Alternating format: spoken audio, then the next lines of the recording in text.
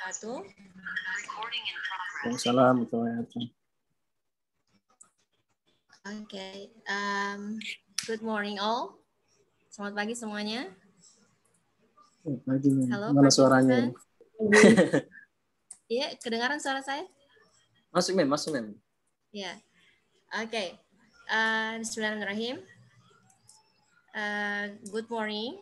Selamat pagi semuanya, participants yang sempat hadir di acara ini.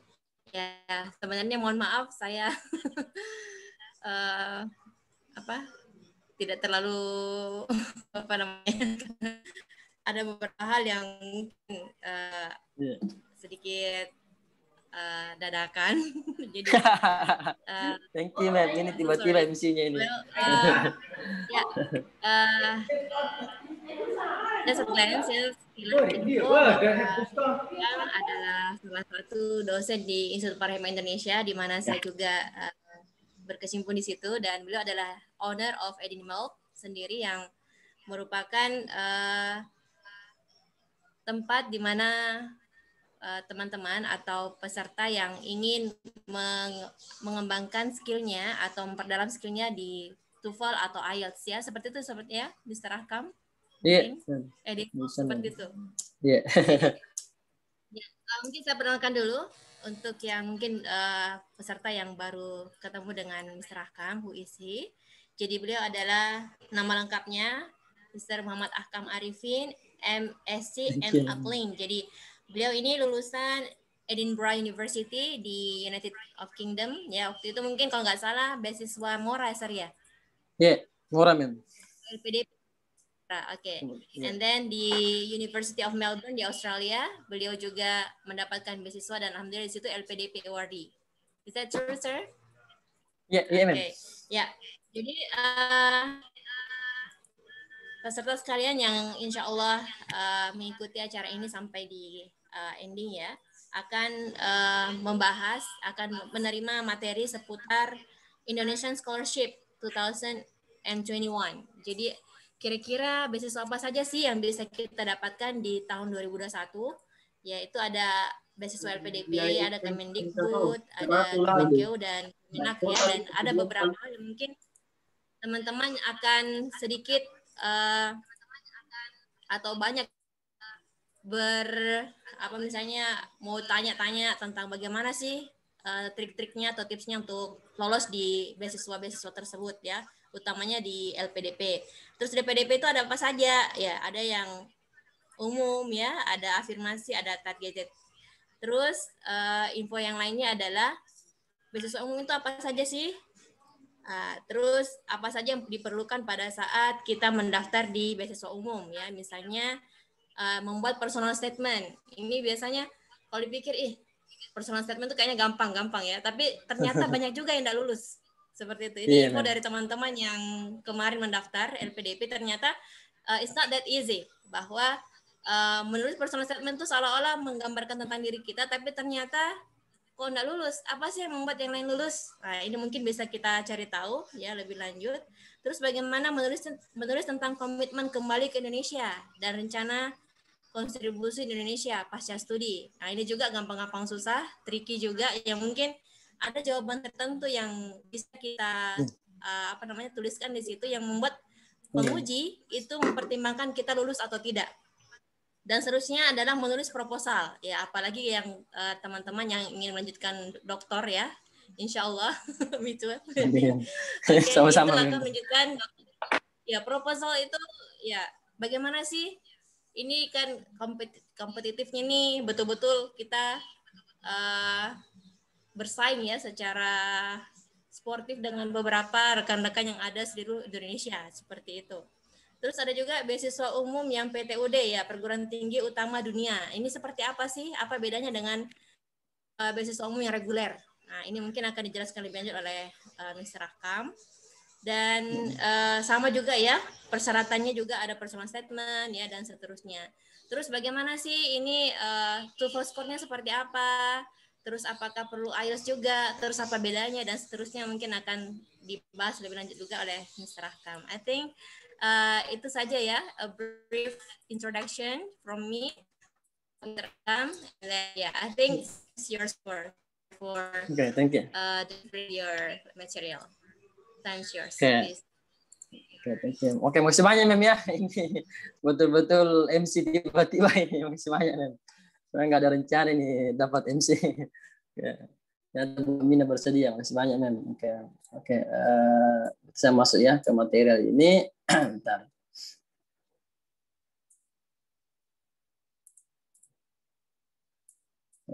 Saya buka PowerPoint-nya dulu.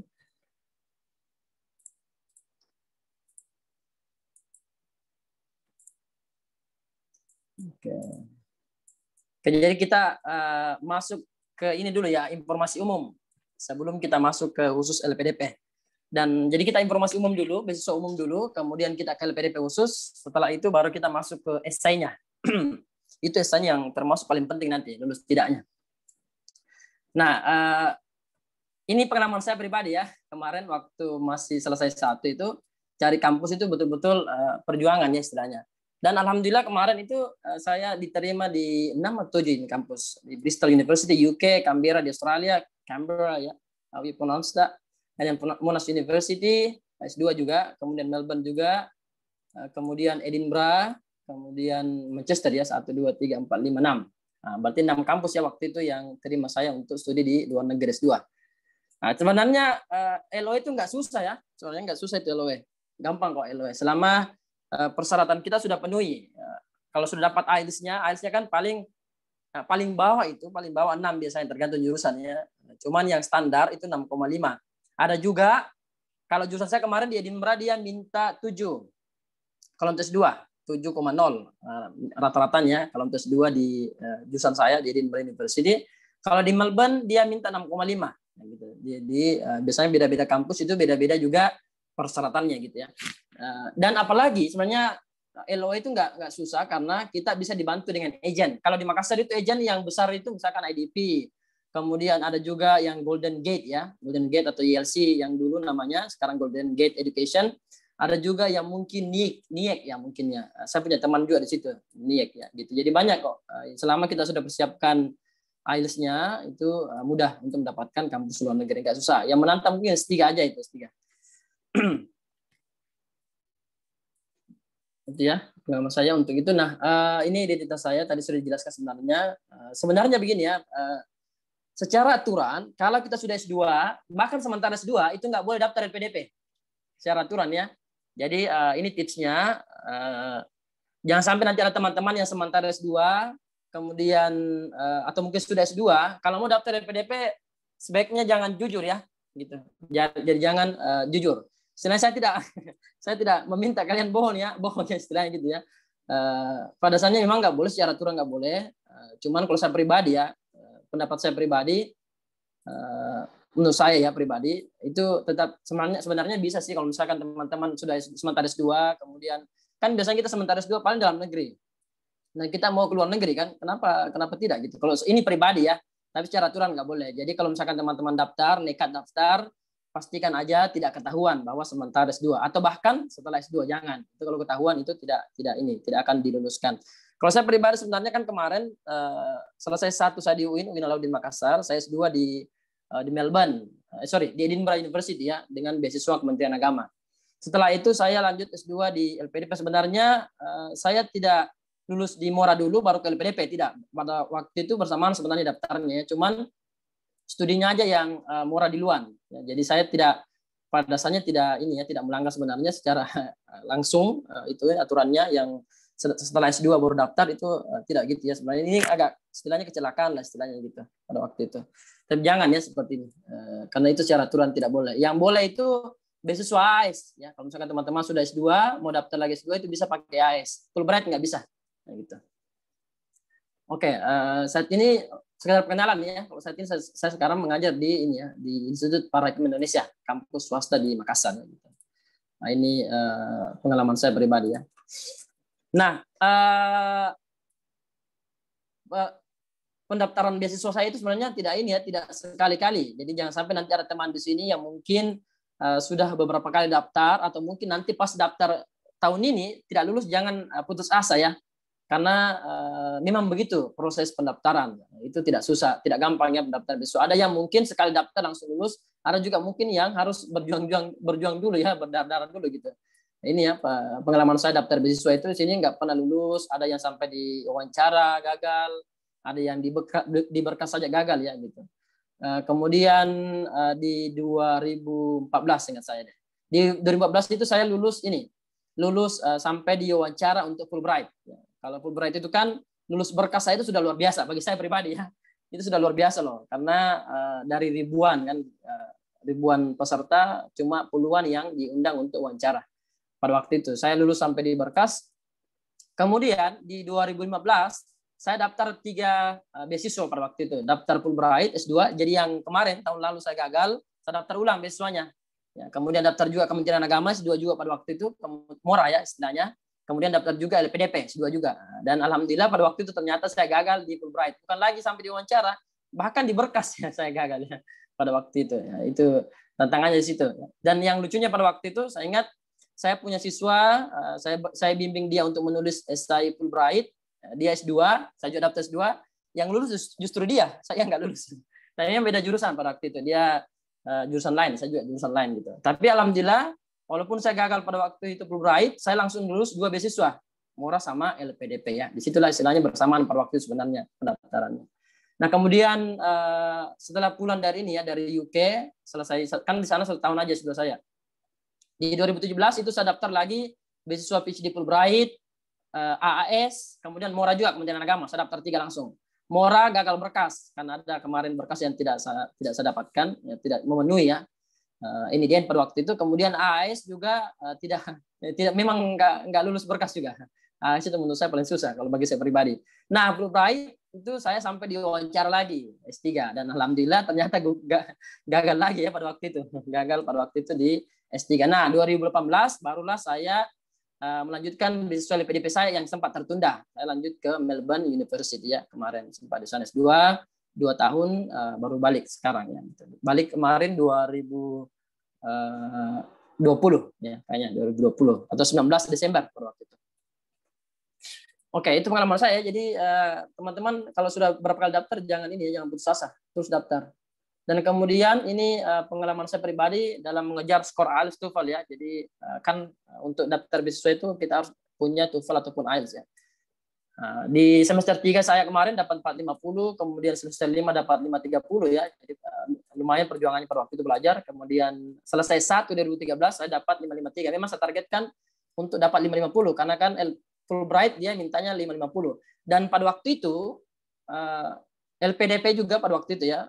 Mereka masih menerima ITP gitu ya, TOEFL, LPDP. Nanti tahun berapa mereka hilangkan kebijakan itu ya. Mereka tidak mau lagi terima TOEFL untuk program S2 luar negeri. Ya, pada waktu angkatan saya masih terima. Gitu. Nah, 2015 saya dapat IELTS 7,5 ya, bandingkan di 2013 553 TOEFL saya, kemudian di IELTS saya dapat 7,5. Jadi kalau misalkan ada teman-teman yang merasa ini susah sekali dapat TOEFL 550 ke atas, jangan putus asa ya, karena rendah di TOEFL bukan berarti ya belum tentu kita juga rendah di IELTS, karena jenis tesnya beda ya gitu. Jadi tetap coba aja IELTS, karena boleh jadi itu nanti teman-teman tinggi di IELTS ternyata rendah di TOEFL. Jadi kan istilahnya beda orang, beda gaya menjawab soal juga ya. Kemarin ada pengalaman teman sebenarnya, tapi sama-sama main futsal juga kemarin di Monash. Dia itu S2 di Monash University, katanya beberapa kali tes IELTS itu dia tidak lulus. Jadi dia tidak lulus untuk persyaratan TESOL pada waktu itu di Monash. TESOL itu pendidikan bahasa Inggris ya, jurusan pendidikan bahasa Inggris. 6,5 kayaknya deh kalau di Monash. Nah, dia tidak lulus IELTS, tapi dia ambil tes test of academic kayaknya deh, PTE. Test of English ya kayaknya. Dia basisnya di Australia. Nah, dia daftar PTE itu dan dia lulus. Ya, dia memenuhi syarat. Bayangkan, jadi dia berusaha daftar IELTS tidak lulus, justru dia lulus di tes lain, di tes PTE ya gitu. Jadi teman-teman mungkin lemah di TOEFL, jangan patah semangat, kuatkan di IELTS, atau mungkin lemah di IELTS, kuatkan di TOEFL, atau mungkin mau coba-coba PTE ya.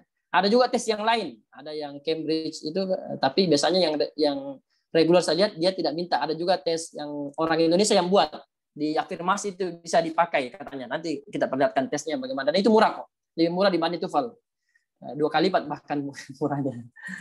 Oke, kemudian 2021 ini kemarin saya baru tes juga dapat TOEFL 650. Ini baru mau dipakai untuk daftar S3 lagi ya. Perjuangan gitu. Jadi teman-teman kalau perjuangannya keras ya jangan kecil hati ya, banyak yang lebih keras mungkin gitu. Teman saya ada teman junior saya, dia saya tidak salah tes ALS itu sampai 10 kali baru dapat skornya. Bayangkan 10 kali. 10 kali 3 30 juta habisnya. Tapi dia tembus ke Monash University kemarin. Nah, ini nggak terlalu penting ya, nggak usah. Ini nggak usah. Nah, ini ada beberapa hal ini yang penting ya. Jadi tips ini nanti berlaku semua beasiswa yang didaftar ya. Jadi nanti secara tidak langsung tips ini berlaku juga untuk yang nanti yang didaftar ya, untuk jenis beasiswa nanti. Tentunya nanti banyak dokumen-dokumen sebenarnya, dokumen-dokumen misalkan terjemahan ijazah, transkrip, itu tidak akan saya tampilkan nanti di yang pada waktu nanti kita bahas LPDP ya, tidak saya tampilkan, kan hal itu pasti setiap beasiswa minta, itu hal biasa ya, terutama untuk luar negeri tentunya. Kemudian persyaratan TOEFL dan IELTS nanti kita bahas berapa minimal masing-masing jenis beasiswa yang LPDP siapkan dan juga Kemdikbud. Kemudian CV-nya diperbaiki ya. Jadi salah satu terutama untuk beasiswa LPDP yang mereka cari dalam CV itu bagaimana pengalaman kita yang ada kontribusi kita ke negeri. Biasanya itu mungkin dalam bentuk LSM ya, yang istilahnya volunteering begitu, volunteer.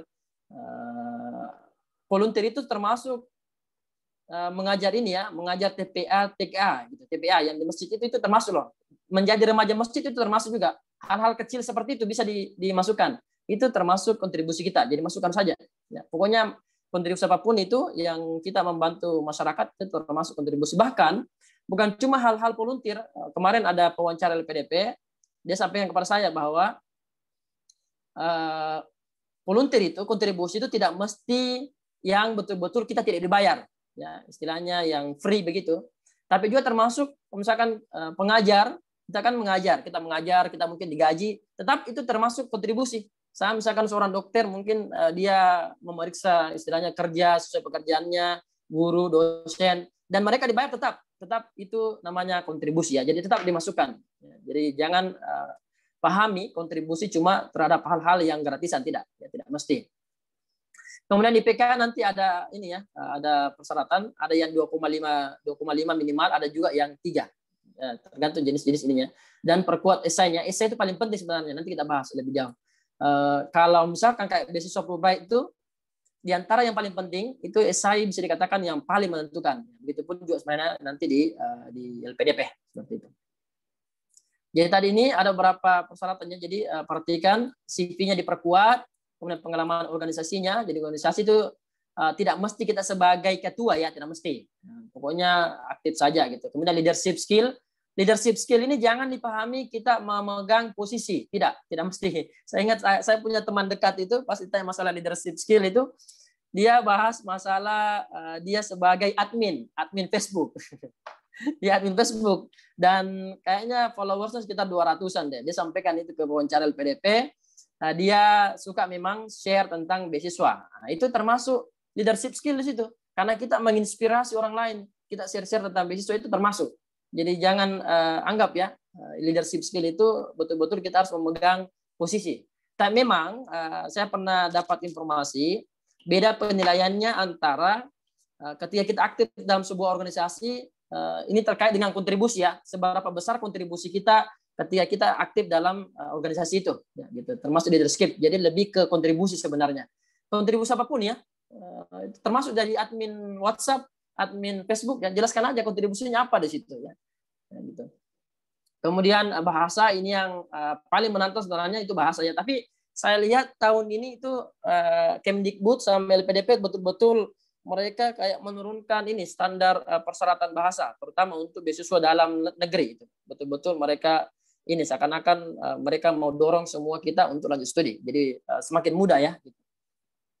Kemudian juga kalau mau memperkuat aplikasi pendaftarannya itu perkuat di pengalaman profesional. Ya, dalam artian kalau profesional itu misalkan mau jadi dosen. Jadi mestinya ada pengalaman mengajarnya selama ini. Baik itu mungkin jadi sebagai asisten dosen ya misalkan, atau mungkin mengajar gitu ya. Jadi itu penting. Itu distilahkan personal experience. Misalkan kita kan nggak masuk akal ya kalau misalkan kamu jadi apa? Kak, saya mau jadi dosen nanti ke depan. Kamu punya pengalaman tidak mengajar?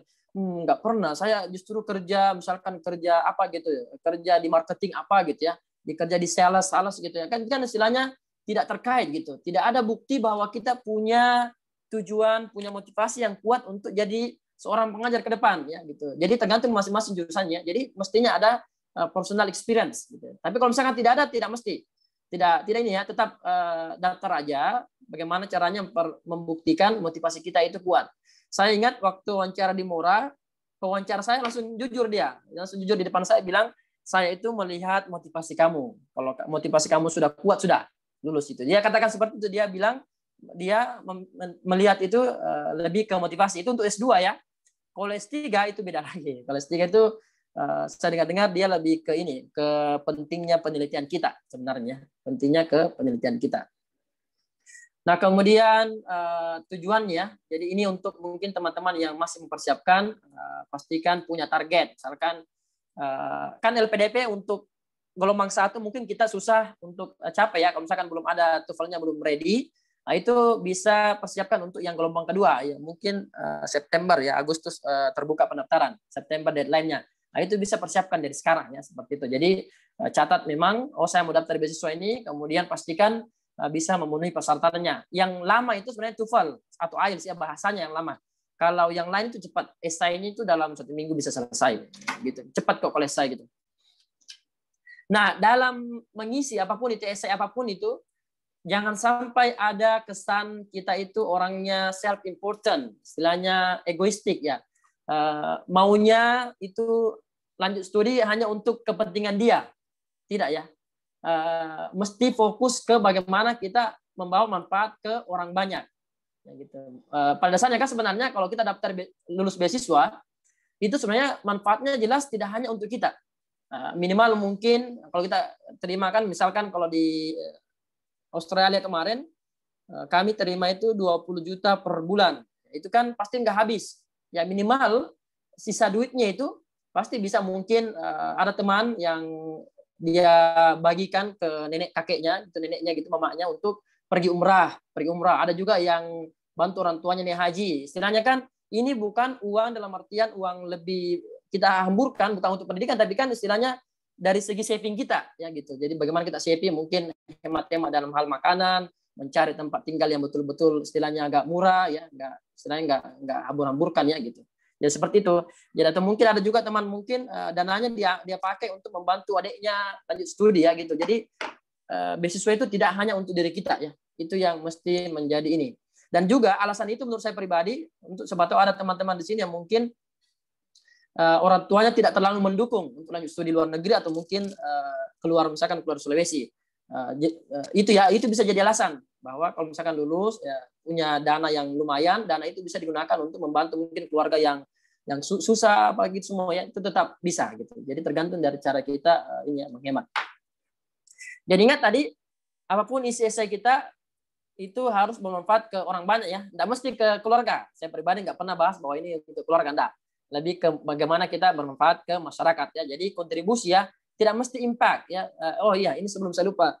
Jadi kadang misalkan kontribusimu negeri apa gitu. Misalkan saya mau mengubah dunia, saya mau mengubah Indonesia, no way. Ya, jangan terlalu besar juga mimpinya. Kecil-kecil saja. Misalkan saya pribadi kemarin di essay saya itu, saya ingat saya cuma bilang bahwa saya mau jadi dosen. Saya mau jadi dosen di kampus ini ya. Kenapa saya mau jadi dosen di kampus ini? Karena di kampus ini pada waktu itu ya, topik saya kurikulum.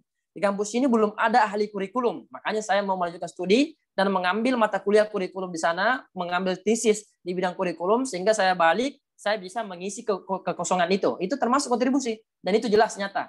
Itu hal kecil tapi nyata ya. Dibanding yang besar-besar dan seakan-akan tidak ada bukti bahwa kita mampu mewujudkan mimpi itu sangat susah ya. Misalkan saya mau membangun sekolah, saya mau membangun kampus gratis di kampung saya karena di sana banyak orang tidak mampu melanjutkan pendidikan. Nah, bagaimana kita mampu ini ya, memperlihatkan ke wawancara bahwa betul-betul kita mampu itu mewujudkan itu pasti sulit ya gitu. Jadi lebih ke bagaimana kita mampu mewujudkan mimpi kita. Jadi jangan mulu-mulu Kalau memang kecuali kalau mampu ya, tapi kalau misalkan yakin bahwa tidak mampu membuktikan bahwa kita berhasil mewujudkannya ke depan, pilih aja yang kecil-kecil ya. Misalkan kayak tadi tuh, misalkan mau jadi dosen mengisi kekosongan, atau mungkin mau jadi guru ke depan, guru di suatu daerah yang di daerah itu mungkin kurang gurunya, itu aja, itu sangat penting loh, dan itu kan jelas kontribusinya ya gitu. Seperti itu ya, kontribusi. Itu tips untuk semuanya, semua pendaftaran beasiswa. Nah, kemudian motivasi, tantangannya dalam daftar beasiswa biasanya motivasi yang kurang. Coba ini yang biasanya menantang. Bagaimana carilah cara bagaimana motivasi tetap bertahan. Kalau saya dulu itu saya suka dengan study group. Misalkan kalau untuk belajar IELTS, belajar TOEFL itu saya belajar dengan teman-teman, jadi tiap hari praktis. Kemudian untuk informasi beasiswa saya suka ikut-ikut seminar, jadi cari cara ya terus memotivasi diri. Atau mungkin bisa juga bayangkan bagaimana masa depan kita gitu ya. Kalau misalkan lulus beasiswa masa depannya seperti ini ya. Dan kemudian nanti yang paling penting harus pastikan esainya itu betul-betul terstruktur dengan baik ya. Nantilah kita bahasin ya. Saran saya kalau misalkan punya teman, punya kenalan yang punya pengalaman lulus beasiswa, itu minta tolong untuk dicekkan esainya. Tapi jangan terlalu fokus ke ini ya, ke grammarnya. Misalkan yang berbahasa Inggris, jangan terlalu fokus ke grammarnya, lebih fokus ke idenya. Grammar itu nggak terlalu penting sebenarnya, selama bisa dipahami dengan baik sudah cukup itu. Yang penting adalah bagaimana isinya, gitu ya.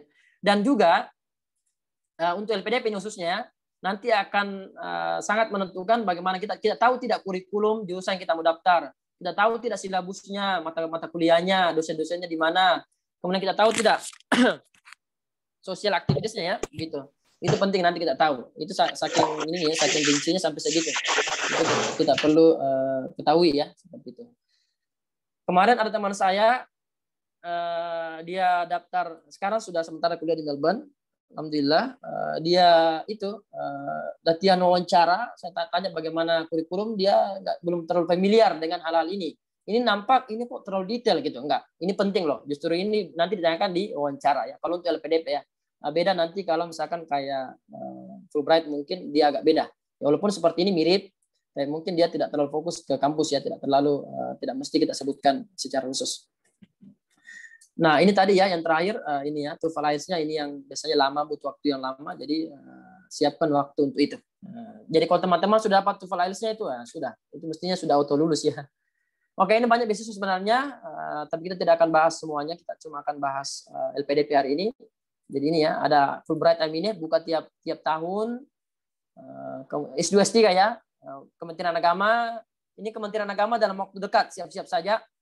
Ini sudah membuka AS, sekarang buka tiap tahun juga ya, Steven juga tiap tahun, Student Belanda juga tiap tahun.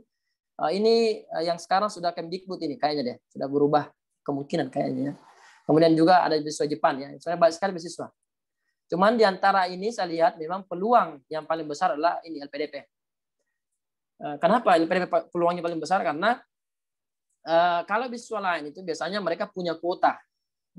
LPDP sebenarnya punya kuota, cuman biasa mereka bahasakan bahwa dana mereka itu banyak sekali gitu. Jadi seakan-akan saking banyaknya dana mereka, seakan-akan mereka tidak punya kuota. Jadi mereka bilang selama siswa itu lulus, istilahnya ada mungkin nilai standarnya mereka sebutkan. Kalau misalkan kita melewati nilai standar itu, mestinya kita lulus. Jadi mungkin bisa dibahasakan tidak ada persaingan ya dalam hal beasiswa LPDP. Saya ingat bahkan kemarin di wawancara itu, setelah kita wawancara ada teman, justru pewawancaranya bilang ke teman ini, nanti kamu sampaikan ya ke teman-temanmu terkait dengan wawancara ini. Seakan-akan pewawancaranya membantu supaya kita itu bisa lanjut studi begitu, memudahkan ya gitu. Ya, saking ininya LPDP. Jadi betul-betul usahakan daftar itu. Ada juga yang Jerman, ada juga yang Eropa ya, Erasmus Mundus. Ini yang persyaratan untuk Fulbright, nggak usah kita bahas hari ini. Ini LPDP yang kita akan bahas. Ada juga yang beasiswa AS, ya. Chevening. Itu kalau Chevening dia minta IELTS, kalau AS itu TOEFL untuk ini ya, yang S2 itu 525 ya, di sini kita lihat.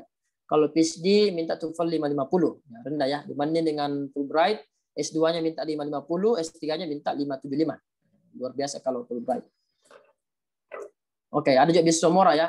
Ini beasiswa Mora untuk yang di bawah Kementerian Agama, ya, di kampus-kampus Kementerian Agama, misalkan UIN Alauddin, Poli Makassar, kemudian Institut Paraikma Indonesia ya, dan lain-lain, itu ada program yang bisa S2 langsung S3 dengan TOEFL 550. Jadi sekali lulus kita itu sudah auto S3, dan termasuk kampus saya kemarin S2 Edinburgh University. Saya punya teman kemarin di Edinburgh itu orang Turki, dia programnya seperti itu.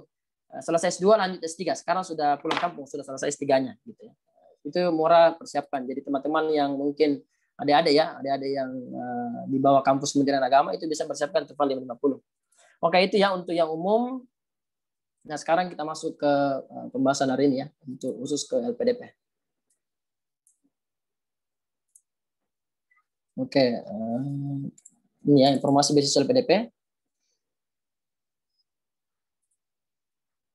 LPDP itu lumayan ini ya, banyak programnya. Dan ada saya lihat perubahan dari tahun ke tahun, perubahan sedikit-sedikit gitu. Nah, tahun ini sebenarnya booming sekarang kita dapatkan beasiswa LPDP sama beasiswa Kemdikbud. Kemdikbud sebenarnya ini beasiswa tersendiri ya bagi mereka, Kemdikbud, cuman sudah kerjasama dengan LPDP. Ya gitu. Kalau untuk mendapatkan semua programnya ini bisa diakses di sini ya. Nanti kalau kita akses ini, dia akan arah ke sini, ada yang beasiswa ke LPDP, ada juga ke Kemdikbud. Jadi seakan-akan 2 jalur, dan juga memang proses pendaftarannya 2 jalur begitu. Ya, tapi mereka sampaikan di ini ya, di YouTube mereka, di seminar mereka, pihak LPDP katakan kita tidak boleh daftar dua-duanya ya bersamaan. Jadi pilih aja salah satunya. Kalau Kemdikbud nanti ada programnya kita perlihatkan, dia lebih ke ini ya, untuk dosen sebenarnya kalau Kemdikbud. Kalau LPDP untuk semua ya, semua masyarakat. Ya. Nah, dan juga siap-siap nanti beasiswa ini ya, beasiswa Kementerian Agama. Kementerian Agama saya dengar terakhir itu sudah mau kerjasama juga dengan LPDP. Ya, sementara persiapan mungkin beberapa bulan ke depan sudah buka tahun ini. Oke. Oke, ini ya untuk tahun ini itu mereka punya jalur umum itu reguler PTUD kampus besar ini ya. Kemudian ada juga yang co-funding, ini kayaknya baru deh co-funding, saya baru lihat juga ini. Kemudian untuk afirmasi itu ada yang difabel ya. Kemudian ada yang daerah, kemudian ada juga yang prasejahtera. Kita bahas masing-masing persyaratannya dan syaratnya masing-masing. Dan juga ada yang spesial untuk yang teman-teman sudah PNS itu ada program khususnya. Jadi biasanya kalau yang khusus tentunya peluangnya lebih besar ya dibanding yang reguler gitu. Tapi tadi sekali lagi ingat LPDP itu tidak ini ya, istilahnya tidak main kota mereka, tidak ini ya, tidak saling bersaingan sebenarnya. Kemudian Polri juga ada khusus dan juga ada yang mungkin punya usaha itu bisa juga ada jalurnya tersendiri. Nah, yang terlewat saya lihat tahun ini itu beasiswa santri ya. Ya, beasiswa beasiswa santri ya. Tahun ini saya lihat belum ada muncul, dan saya lihat di YouTube di LPDP mereka sampaikan bahwa beasiswa santri itu mungkin dipegang sama Mora kayaknya. Jadi siap-siap saja teman-teman santri. Kalau santri itu bisa luar negeri ya. TOEFL-nya cuma 500 deh. Alumni pesantren. Ya, S2 ataupun S1 bisa S2 ataupun S3 ya gitu. Jadi bisa daftar S2, bisa daftar S3. Untuk santri itu TOEFL 500 saja. Untuk S3 loh itu. S3 atau S2 yang 500. S2 kayaknya deh yang untuk santri. Kita tidak bahas santri karena nggak terbuka tahun ini. Kita akan bahas yang di atas, yang umum, afirmasi, targeted. Oke. Sekarang kita masuk ke regular dulu ya. Nah, ini kita masuk ke regular.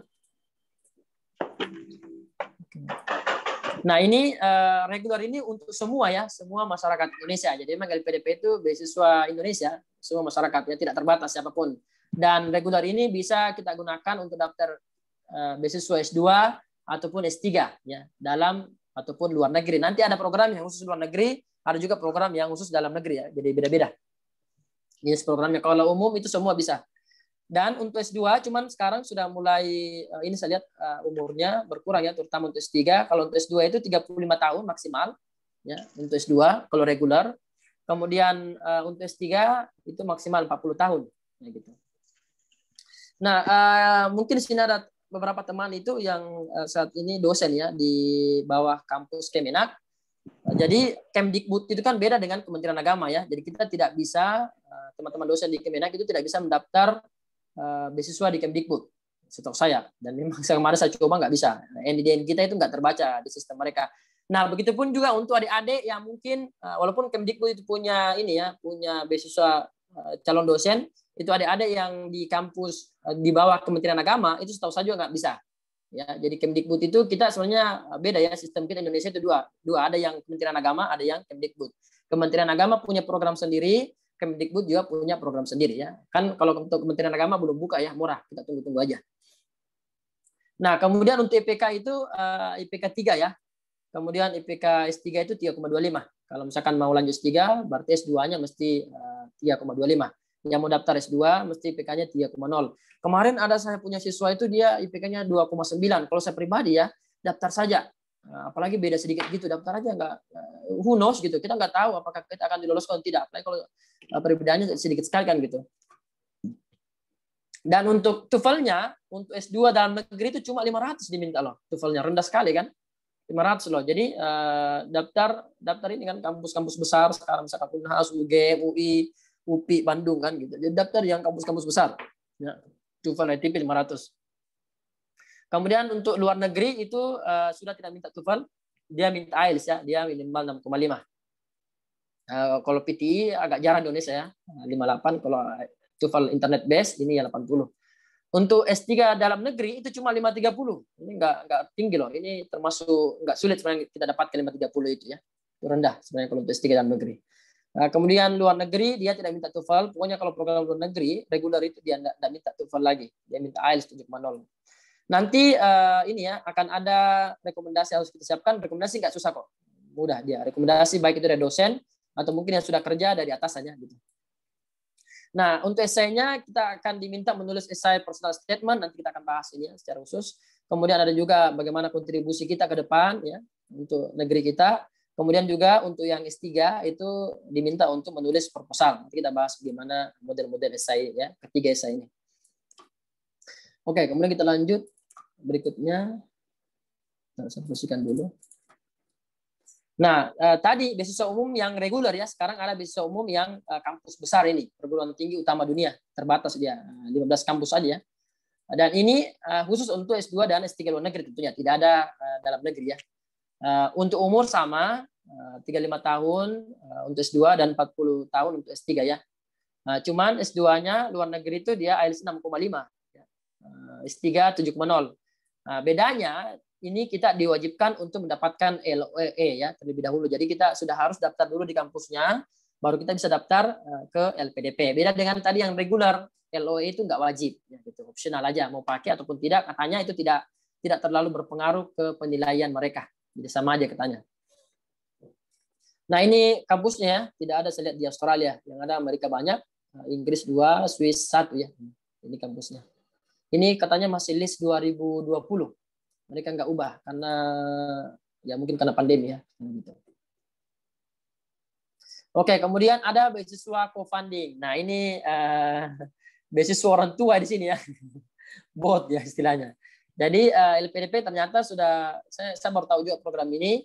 Mereka itu siap bantu kita di beberapa biaya ya.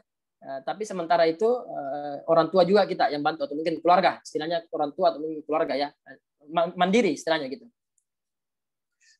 Ini saya lihat ini khusus untuk S2 program beasiswa reguler. Jadi co-funding tidak punya jalur khusus. Untuk co-funding itu kita daftar melalui reguler yang tadi yang awal S2 luar negeri program reguler atau mungkin kita daftar melalui PTUD. Ya gitu. Jadi 2 jalur tadi. Dan persyaratannya TOEFL-nya semua itu mengikuti jalur yang kita ikuti. Kita daftar yang reguler K atau mungkin kita daftar yang PTUD. Nah, begitu katanya. Nah, untuk sistem pendanaannya itu kan istilahnya bisa dikatakan dibagi dua lah, 50-50 pembagian ya. Jadi katanya LPDP itu siap tanggung untuk pendidikan. Ya, mereka siap tanggung pendidikan, tapi selain pendidikan ditanggung oleh individu, ditanggung orang tua atau mungkin family ya istilahnya, individu. Nah, atau mungkin pilihan lain LPDP siap mungkin tanggung untuk yang non pendidikan. Gini, kalau dana pendidikan ditanggung oleh individu. Jadi tergantung ya. Berarti mungkin kalau seperti ini kita bisa lihat dulu yang mana dana yang paling besar, apakah ke kampus atau mungkin yang non pendidikan. Justru ke kampus ya mestinya yang paling besar ya. Tapi ya tergantung juga karena memang kadang mungkin kita dapatkan beasiswa dari kampus bagaimana ya gitu. Oh ya, mereka sampaikan bahwa semi mandiri ini tidak bisa campur dengan beasiswa organisasi lain, harus beasiswa keluarga ya gitu.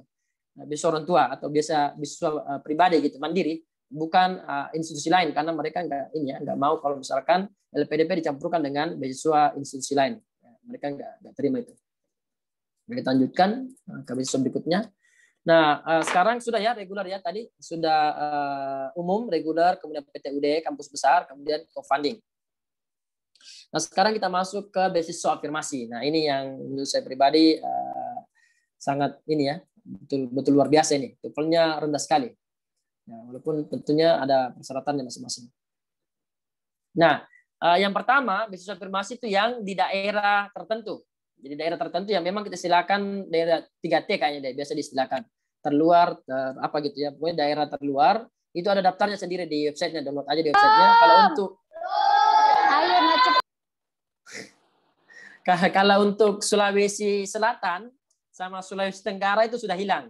Sudah nggak ada lagi daerah afirmasi di Tenggara sama di Selatan. Sulawesi Tengah masih ada, saya lihat. NTB banyak, NTT juga banyak. Ya terutama tentunya Papua juga ya, banyak di sana. Itu untuk yang afirmasi gitu. Nah, cuman ada syaratnya untuk bisa daftar daerah afirmasi ini KTP kita harus yang sesuai dengan daerah afirmasi yang kita daftari, dan juga katanya ijazah SD dan atau gitu, jadi terserah ya apakah ijazah SD kita atau mungkin SMP atau SMA kita yang kita sekolah di sana gitu ya. Jadi dan atau tidak mesti dua-duanya. Dan untuk afirmasi ini kita bisa daftar beasiswa S3 ataupun S2 dalam dan luar negeri ya gitu. Untuk umur S2 itu dia maksimal 42 tahun, jadi ini agak ke atas ya, agak panjang dibanding yang tadi reguler dia 40 tahun aja. Dan untuk S3 35 tadi ya. 35 kalau untuk S2. Kalau reguler, kalau afirmasi dia sampai 42. Nah, untuk S3 itu bisa 47. Ya, bisa 47 tahun. Dan TOEFL-nya itu untuk dalam negeri itu cuma 400 loh TOEFL-nya. 400 ini rendah sekali sebenarnya itu 400. Ya, itu yang daerah afirmasi yang umum. Nah, untuk daerah afirmasi khusus Papua dan Papua Barat itu bahkan cuma 375. Itu sudah bisa studi dalam negeri ya, S2 loh. Nah, kemudian untuk luar negeri itu dia minta TOEFL 500 ya untuk luar negeri. Nah, khusus untuk Papua itu dia cuma syaratkan 450. Nah, itu rendah sekali sebenarnya. Jadi untuk afirmasi ya nanti rendah TOEFL-nya diminta gini karena mereka akan siapkan kursus untuk kita. Jadi mereka akan kasih kursus kita, kemudian kasih biaya bulanan ya. Jadi jangan khawatir, mereka siapkan biaya bulanan kok. Jadi jangan sampai nanti ini ya anggap harus biaya sendiri. Jadi mereka akan kasih biaya bulanan. Sambil kita dikasih kursus IELTS ataupun TOEFL. Biasanya sih IELTS ya kalau untuk persiapan luar negeri seperti itu. Kalau negeri ya.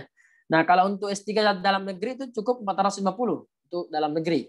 Nah, kalau Papua dia cuma minta 400 S3 loh itu ya.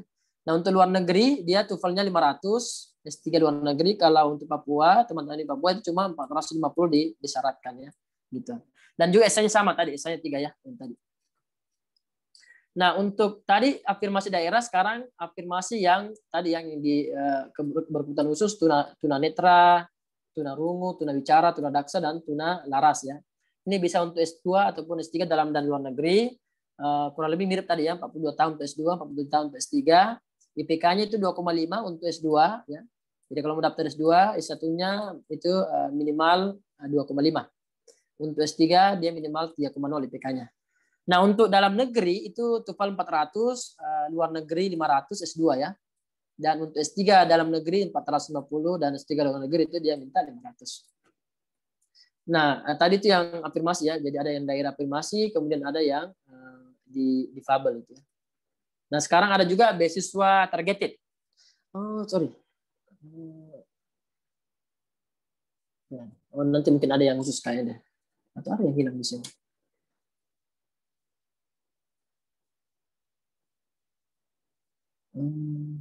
Bentar. Ada yang hilang. Bentar.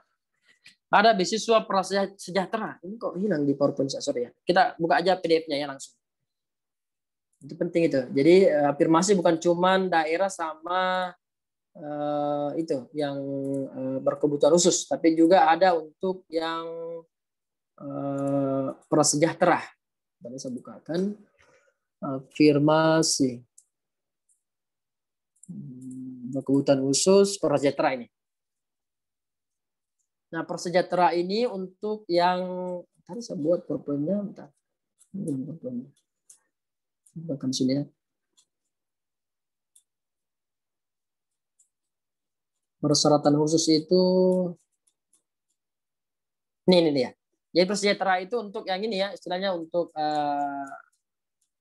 di keluarga miskin ya, atau istilah lainnya prasejahtera. Nah, ada syaratnya untuk membuktikan bahwa kita masuk kategori prasejahtera. Kita harus menjadi anggota keluarga penerima kartu keluarga sejahtera KKS ya. Kemudian mungkin ada juga yang program Indonesia Pintar PIP atau mungkin kartu Indonesia Pintar KIP ya, sekarang lebih banyak KIP itu. Kemudian juga ada teman-teman mungkin alumni bidik misi. Nah, kurang dari 2 tahun. Nah, dia juga masuk afirmasi tuh ya. Dia juga masuk afirmasi. Kemudian TOEFL-nya itu kalau untuk afirmasi yang ini ya, yang prasejahtera, TOEFL-nya itu dalam negeri S2 400 ya. Jadi 400 untuk dalam negeri. Nah, itu rendah kan 400. Kemudian untuk luar negeri S2 dia minta 500 ya gitu. Ya, jadi ini S2 aja ya. Kalau kita lihat sini dipersiapkan untuk prasejahtera, tidak ada S3 kayaknya. Enggak ada S3 berarti, cuma S2 aja untuk prasejahtera. Nah, jadi kalau teman-teman alumni bidik misi itu bisa daftar TOEFL 500 untuk program luar negeri ya S2 gitu. Atau mungkin yang tadi penerima KIP kalau untuk keluarga sejahtera. Oke. Untuk umur usia ya 42 tahun untuk S3 ya ini kayaknya. Sorry, S2. Ini kan cuma program S2 ya. Jadi 42 tahun untuk S2 lumayan itu. Agak jauh. Beda dengan reguler. Kalau reguler kan dia 35 tahun. Kalau ini dia 42 tahun ya. Untuk yang prasejahtera itu dispesialkan ya, untuk daftar. Jadi kalau misalkan teman-teman masuk itu pastikan dapat TOEFL 500. Oke, kita sekarang selesai dengan afirmasi, kita lanjut ke program targeted. Nah, ini khusus untuk yang PNS, teman-teman PNS itu spesial. Nah, itu bisa ya, mestinya bisa harus lulus ini mestinya ya, karena ini dikasih program khusus. Nah, termasuk dalamnya juga TNI sama Polri. Nah, cuman saya lihat di sini untuk PNS itu diminta katanya harus ada ini, ada surat izin. Tapi formatnya ada kok, disiapkan sama TOEFL, sama LPDP, sorry. Mereka siapkan formatnya, dia istilahnya surat usulan atau surat izin lah, surat pribadi saya istilahkan, surat izin dari institusi. Tapi katanya minimal eselon 2 yang kasih izin, minimal eselon 2. Nah, untuk yang TNI sama Polri itu minimal dari surat izinnya ya, surat usulannya itu dari SDM, dari staf SDM. Saya nggak tahu juga pasti bagaimana dalam ini ya, dalam sistem TNI Polri. Ya, cuma itu syarat katanya dari SDM. Nah, ini bisa untuk program S2 ataupun S3 dalam dan luar negeri ya. Ini bisa teman-teman daftar. Yang teman-teman mungkin sudah PNS di bawah kampus Kementerian Agama, misalkan UIN Alauddin, teman-teman sini juga yang dari IAIN Palopo, ini bisa daftar program ini ya. Dibanding dengan reguler, saya pribadi lebih bagus ini. Daftar ini ya. Lebih pastinya peluangnya lebih lah dibanding dengan yang reguler. Kalau reguler kan semua orang. Kalau ini khusus dia, jalur khusus ya. Seperti itu. Nah, untuk PNS umurnya itu 37 tahun ya untuk S2, untuk daftar S2. Kemudian untuk yang S3 itu dia 42 tahun. Nah, tapi untuk yang PNS bidang peneliti, rekayasa atau medis paramedis itu 42 tahun untuk S2 dan 47 tahun untuk S3 ya. TNI Polri 40 tahun untuk S2 dan 45 untuk S3. IPK-nya minimal 3,0 untuk yang daftar S2, 3,25 untuk yang daftar S3. Kalau TNI Polri IPK 3,0 yang untuk S3-nya. Dan TOEFL-nya dalam negeri S2 itu dia minta 500. Kalau luar negeri dia tidak minta lagi TOEFL ya. Jadi programnya gitu ya. Kalau non afirmasi LPDP itu dia nggak minta lagi TOEFL kalau luar negeri. Dia minta IELTS 6,5 kalau luar negeri ya. Kalau dalam negeri dia minta 530, ini rendah kan, 530 enggak ini loh. Sama tadi dengan regular ya, sama aja. 530 untuk luar negeri, S3 itu 6,5 sama ya berarti ya dengan ini S2-nya sama aja. S3. Oke, kemudian ada juga program kewirausahaan. Ini agak beda ya, agak baru saya lihat juga programnya. Tapi dia khusus untuk S2 luar negeri aja. Ini yang aktif ya di bidang usaha, wirausahaan. Di sini ada syaratnya katanya, jadi memiliki usaha atau yang bergerak dalam bidang keusahaan yang dibutuhkan dengan rencana bisnis bagi yang belum memiliki bisnis. Jadi nggak mesti ya yang sudah memiliki bisnis, mungkin boleh yang baru punya rencana ya, kalau kita lihat di sini. Kemudian melampirkan, cuma syaratnya di sini melampirkan surat rekomendasi dari rektor atau dekan yang akan atau sudah memiliki program kewirausahaan untuk menjadi bagian dalam memperkuat tenaga pendidik. Berarti ini ada kaitannya ya dengan perguruan tinggi ya gitu. Dan ini katanya bisa diserahkan nanti pada saat wawancara, berarti nggak mesti langsung upload ya gitu. Kalau misalkan ini di belakang didapatkan nggak apa-apa, nanti diserahkan di wawancara aja. Dan ini umurnya maksimal 35 tahun ya, yang untuk bidang wirausaha. Kalau misalkan teman-teman ada wirausahanya ya gitu. Kemudian IPK-nya 2,5, IELTS-nya 6,0. Nah, ini karena luar negeri, jadi dia tidak minta lagi TOEFL, dia minta IELTS. Esainya saya lihat agak beda, ada esainya tertentu dia. Ya, jadi bukan cuma personal statement sama yang kontribusi, tapi juga ada rencana bisnisnya. Ini sampai berapa ini? Bentar. Sampai 5 sampai 10 halaman ya. Itu dia spesial untuk yang kewirausahaan itu syaratnya. Nah, terkait dengan proses seleksi ya, semua program itu sama aja kecuali yang kampus luar negeri yang tinggi itu ya, PTUD tadi yang 15 kampus besar. Nah, kalau dia katanya tidak lagi diminta untuk tes substansi akademik, TPA ini ya. Kalau substansi akademik, jadi sama-sama administrasi dulu ya kan, sama-sama administrasi. Kemudian kalau untuk yang non PTUD, yang reguler, afirmasi, targeted ya, itu melewati dulu tes TPA. TPA paling ini akademik kayaknya deh TPA, karena kemarin TPA juga versi komputer kalau tahun berapa itu. Kemudian ada juga tes TKP ya, kebangsaan. Kita nggak tahu bagaimana modelnya, kita nggak tahu pasti ya. Pihak LPDP juga bilang yang membuat soal itu pihak Kemdikbud kayaknya. Mereka bilang, jadi mereka nggak terlalu tahu pasti juga gimana modelnya. Ini kurang bagus jadi oke. Nah, wawancara sama ya, sama-sama ada wawancaranya. Jadi yang beda cuma TPA-nya aja. Mungkin karena kalau TPA kan istilahnya mungkin intelijensi. Nah, kalau orang sudah PTUD mungkin dianggap sudah nggak usah lagi intelijensi. Mungkin juga kampusnya sudah minta persyaratan itu ya mungkin gitu. Nah, ini tanggal pentingnya ya. Jadi untuk yang sudah ready berkasnya, saya sarankan untuk segera daftar. Dia deadline-nya 1 Juni. Sekarang sudah tanggal berapa? Nah, gitu ya. Ini 1 Juni ya deadline-nya. Untuk beasiswa umum. Untuk beasiswa afirmasi sama targeted group, itu dia 4 Juni ya, Januari. 4 Juni dia deadline-nya gitu ya. Itu untuk tahap 1 deadline-nya. Nah, teman-teman yang belum ready untuk bisa daftar yang tahap 1, maka kita sama-sama, saya juga insya Allah persiapan juga untuk daftar yang tahap 2 ya, yang mulai bukanya kayaknya ini bukanya 1 Agustus, deadline-nya 8 September. Jadi masih ada berapa bulan ya? Juli, Agustus, September. Karena kan September deadline, berarti Juli, Agustus, ya Juni, Juli, Agustus 3 bulan untuk persiapan IELTS atau mungkin persiapan TOEFL bagi teman-teman yang belum ready mungkinnya, atau mungkin persiapan mulai mencari LOE ya, seperti itu. Yang PTUD yang wajib ya, yang selain itu nggak wajib LOE-nya. Jadi don't worry ya, jangan khawatir terkait dengan LOE. Oke. Nah, program tadi itu kita cuma bahas program LPDP loh, belum program Kemdikbud. Kemdikbud banyak juga program, nanti kita lihatkan bagaimana websitenya. Cuman mungkin teman-teman di sini yang peserta ya adik-adik di sini mungkin yang banyak juga yang mungkin siap-siap untuk lanjut S2 menjadi dosen, dan juga mungkin ada teman-teman dosen di sini yang di bawah Kementerian ini ya, Kemdikbud untuk lanjut S3. Nah, ini kita lihat di sini syarat untuk luar negeri, dia syaratkan TOEFL 80 ya, TOEFL IBT yang internet based. Kalau IELTS 6,5. Jadi ini untuk yang mau jadi dosen di kampus yang di bawah Kementerian ini ya, Kemdikbud. Ya misalkan yang mungkin ada beberapa sini peserta yang dari Unhas Makassar, mungkin dari Universitas Negeri Makassar UNM, mungkin dari UIM Makassar, UMI, Bosowa, ya. Itu semua bisa daftar program ini ya, karena selama S1 kita itu di bawah Kementerian ini ya, Kemdikbud, bukan Kementerian Agama, Kemenak ya. Kalau Kemenak itu bukan program ini, tidak bisa dia daftar. Nah, begitupun juga untuk S3-nya, hanya untuk yang dosen tetap di bawah Kemdikbud, bukan Kemenak gitu. Nah, saya lihat di ininya ya, di panduannya mereka tidak cantumkan persyaratan TOEFL minimal ya untuk S2 dalam negeri dan S3. Mereka cuma sampaikan bahwa mengikuti kampus tujuan masing-masing. Ya, itu berarti ya sesuai dengan kampus tujuan. Cuman memang saya lihat tetap kita harus upload TOEFL. Berarti kita harus lihat mungkin ya syarat TOEFL berapa yang diminta dari pihak kampus. Tapi kan biasanya juga kampus itu nggak terlalu ini ya. Kadang-kadang nggak mungkin langsung cantumkan berapa TOEFL-nya.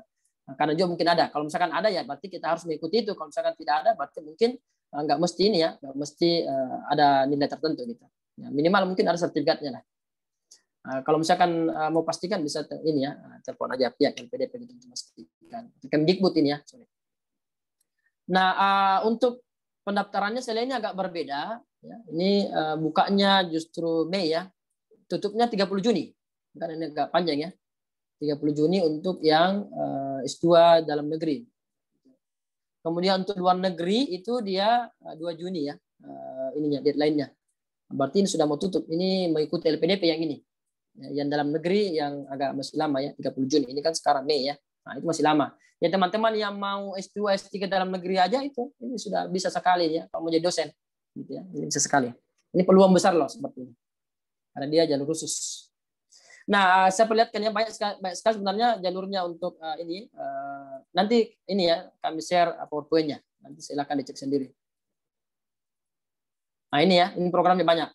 Ada yang untuk beasiswa S1, D4, ini calon guru SMK, pelaku budaya, beasiswa prestasi. Ya.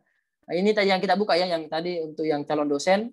Nah, ada juga yang non dosen, yang ini yang guru dan tenaga kependidikan. Ya, ini yang tadi yang kita sudah bahas yang LPDP. Nah, ada juga beasiswa non degree ya, gitu non degree di Jendikti. Nanti dicek juga teman-teman yang mungkin di bawah Kemdikbud silakan dibuka, dan juga yang ini ya, ini guru dan tenaga pendidikan. Ya, ini ada banyak sini programnya, silakan dicek aja ya. Kita cuma bahas tadi LPDP selesai kita bahas, dan juga kita singgung sedikit persyaratan untuk ini ya, yang S2, S3 dalam negeri dan luar negeri dari Kemdikbud ya, yang dosen tetap yang sudah ada NIDN-nya ya gitu. Atau mungkin apa istilah yang lain itu NU apa itu ya gitu. Sama untuk yang siap-siap mau jadi dosen gitu. Jadi kalau sudah selesai satu itu mau jadi dosen itu bisa daftar program ini. Ini besar peluangnya loh. Apalagi tidak ada persyaratan untuk TOEFL-nya gitu. Mengikuti dengan kampusnya yang kita daftari. Oke, itu untuk persyaratan. Nah, sekarang kita lanjut ke esainya ya. Nah, kayaknya kita bisa masuk ke esai. Nah, saya lihat perubahan esai untuk LPDP itu sudah berubah dibanding dengan zaman saya dulu. Kalau di zaman saya itu mereka minta 3 esai, saya perlihatkan ya, 3 esai saya. Ini ya, kalau dulu itu ada kontribusi juga mirip dengan yang sekarang. Ya. Kemudian ada juga rencana studi. Ini saya lihat rencana studi sudah tidak ada sekarang. Tidak ada yang secara khusus ya menyebutkan bahwa rencana studi nggak ada secara khusus, untuk itu nggak ada.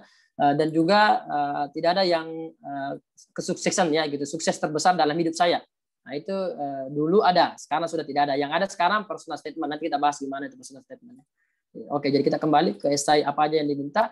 Ini yang tadi yang umum ya. Jadi ada personal statement. Ini personal statement mulai tahun lalu. Saya lihat ini. Karena tahun 2019 belum ada saya lihat personal statement. Yang ada mulai tahun lalu personal statement. Dan saya lihat ini personal statement juga tidak ada petunjuk khusus dari LPDP. Saya buka beberapa PDF-nya, saya buka di beasiswa tahun lalu juga tidak ada petunjuk khusus apa-apa saja yang mesti kita isi di situ. Nanti kita ambil referensi saja dari beasiswa lainnya. Nah, kemudian kalau misalkan ada teman-teman yang dapat petunjuknya yang resmi, mohon di-share ya. Saya pribadi nggak dapat. Nah, kemudian ini komitmen kembali jadi kontribusi kita bagaimana ke Indonesia, nanti kita perlihatkan gimana model ininya. Apa yang mesti kita isi sudah disiapkan sih sama pihak ini ya LPDP untuk itu. Kemudian proposal penelitian.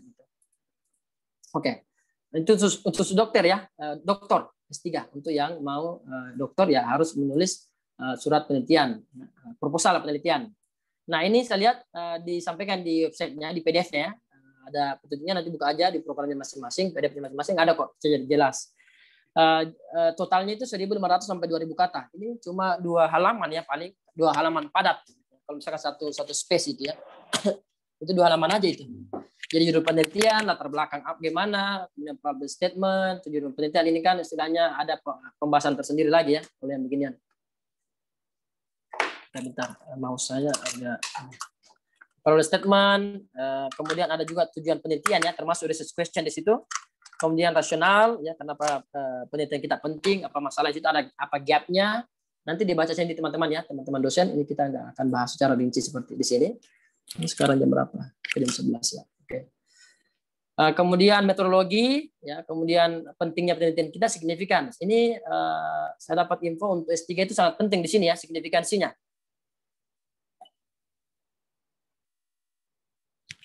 Nah, untuk signifikansi terutama untuk konteks sekarang tentunya penelitian itu sudah mulai berubah ke sistem teknologi ya, pembelajaran gitu. Coba kalau misalkan teman-teman yang suka teknologi, bawa aja ke situ. Itu peluangnya besar loh lulus.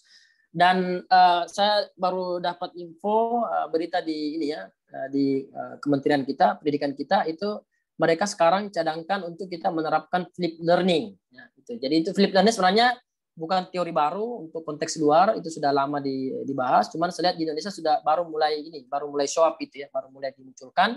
Dan saya lihat pemerintah kita agak optimis juga ya mau menerapkan flip learning itu. Jadi bisa bawa penelitian ke situ ya, nah, gitu. Bawa penelitian itu sangat penting loh, signifikansinya. Kemudian juga kesimpulan dan saran-saran dan daftar pustaka ya gitu. Untuk ini pastikan menulis dengan baik ya sistemnya. Dan saran saya jangan cari referensi asal-asalan, cari referensi yang bagus gitu, yang betul-betul bagus. Ini harus ada seminarnya tersendiri. Untuk secara rinci nanti cek aja di websitenya, di PDF-nya ada kok dijelaskan lebih khusus. Dan juga sebenarnya kalau teman-teman biasa ini ya menulis proposal, biar mungkin nggak terlalu rinci dibahas, ini mestinya sudah tahu ya. Ini istilahnya ilmu di kampus memang. Nah kemudian ini ada esai 1.500 sampai 2.000 kata, kurang lebih mirip dengan tadi, 2 halaman lah ya, 2 halaman padat gitu. Ini komitmen kita kembali ke Indonesia dan rencana kontribusi kita ke Indonesia. Istilahnya bagaimana kontribusi kita ke depan. Kan kita sudah dikasih uang ratusan juta, bahkan mungkin miliaran untuk S3. Apa kontribusi kita ke negeri ini? Ya, gitu. Apa kontribusi kita ke negeri ini? Sudah dikasih uang, itu kan istilahnya bisa dikatakan uang masyarakat Indonesia ya. Jadi kita harus memperlihatkan, membuktikan bahwa kita ready untuk memberikan kontribusi gitu. Nah, bukan cuma istilahnya dalam ketika kita bahas kontribusi itu bukan cuma kontribusi masa depan ya, tapi juga kontribusi apa yang telah kita kita lakukan selama ini. Ya, itu terkait di situ. Kalau misalkan selama ini nggak ada kontribusinya, jelas kita akan ragu gimana caranya mau berkontribusi ke depan. Kalau selama ini aja nggak ada ini ya kontribusinya secara khusus. Nah kita lihat di sini secara rinci dibahas. Oke, bentar. Mana pulpennya? Oke. Jadi pertama katanya deskripsikan diri saudara, mungkin konteks kita yang pribadi. Kemudian masalah urgen yang sedang dialami oleh Indonesia atau mungkin lingkungan sekitar. Dan solusi yang. Nah ini tadi saya katakan terkait dengan masalah itu jangan mulu-mulu ya, jangan besar-besar. Misalkan Indonesia itu masalah saat ini apa misalkan revolusi mental gitu. Misalkan saya akan mengubah Indonesia seperti jangan terlalu besar. Atau mungkin katakan saya akan membuat sekolah di kampung saya, sekolah gratis. Nah, gimana cara membuktikan bahwa kita akan mampu mencapai itu? Itu harus ada jelas step-stepnya, tidak asal-asalan bicara ya gitu. Minimal kalau tadi saya jelaskan, kalau saya dulu saya bilang aja bahwa masalah saya itu di kampus saya itu belum ada dosen yang ahlinya di bidang tertentu bidang ini. Makanya saya mau ambil mata kuliah ini, meneliti di bidang itu, kemudian mengisi kekosongan itu. Dan juga di kampus saya, pada waktu saya jelaskan, di essay saya jelaskan bahwa di kampus saya itu akreditasinya masih C. Itu berarti mereka membutuhkan dosen yang lebih ya. Kalau teman-teman mau daftar dosen itu begitu ya. Berarti kampus saya ini butuh dosen yang lebih. Nah, makanya kalau saya lulus ke luar negeri S2 atau S3 pulang ya tentu kalau saya pulang bisa membantu kampus saya meningkatkan akreditasinya. Tidak hanya dalam artian bertambah SDM-nya ya, tapi juga bertambah mungkin publikasinya. Kita bisa janjikan bahwa kita akan publikasi Scopus misalkan, ikut seminar internasional, atau mungkin bahkan kita mau ready untuk mengundang bekerja sama dengan kampus-kampus luar. Tapi biasanya bekerja sama kampus luar itu nggak gampang ya, itu agak susah. Jadi dalam hal memilih goal ini sangat penting nanti di essay-nya, pastikan kita mampu mempertanggungjawabkan goal itu. Jangan membikin goal yang tidak akan kita bisa pertanggungjawabkan. Jadi biar kecil aja, goalnya nggak apa-apa. Yang penting bisa ya dipertanggungjawabkan gitu. Nah tadi juga ini ya pentingnya ilmu yang akan diambil. Jadi tadi gitu ya. Jadi kita kan keluar negeri. Kita, misalkan ada masalah Indonesia, masalahnya ini loh, misalkan kurang dosen di bidang ini. Saya mau keluar negeri, ambil jurusan ini, dengan saya ambil ilmu ini, maka saya bisa mengisi kekosongan itu seperti itu ya. Misalkan mungkin kita kekurangan di tadi saya bilang ya, untuk kementerian sekarang lagi trending flip learning. Nah ternyata di Indonesia itu masih kurang dosen yang bidangnya teknologi, terutama di publikasi flip learning. Jadi saya mau keluar negeri ke kampus tertentu yang di kampus ini ada ada mata kuliah teknologi ini language learning-nya, misalkan in learning apa gitu, educational teknologinya. Jadi saya mau pelajari jurusan itu, saya mau meneliti di bidang itu, dan pulang nanti mengisi kekosongan negeri kita gitu ya. Bisa juga kita sebutkan tentang keahlian dosen kita di sana. Jadi misalkan gini, Oh, di kampus ini saya milih kampus ini itu karena ada dosen ahli di situ, ahli di bidang flip learning.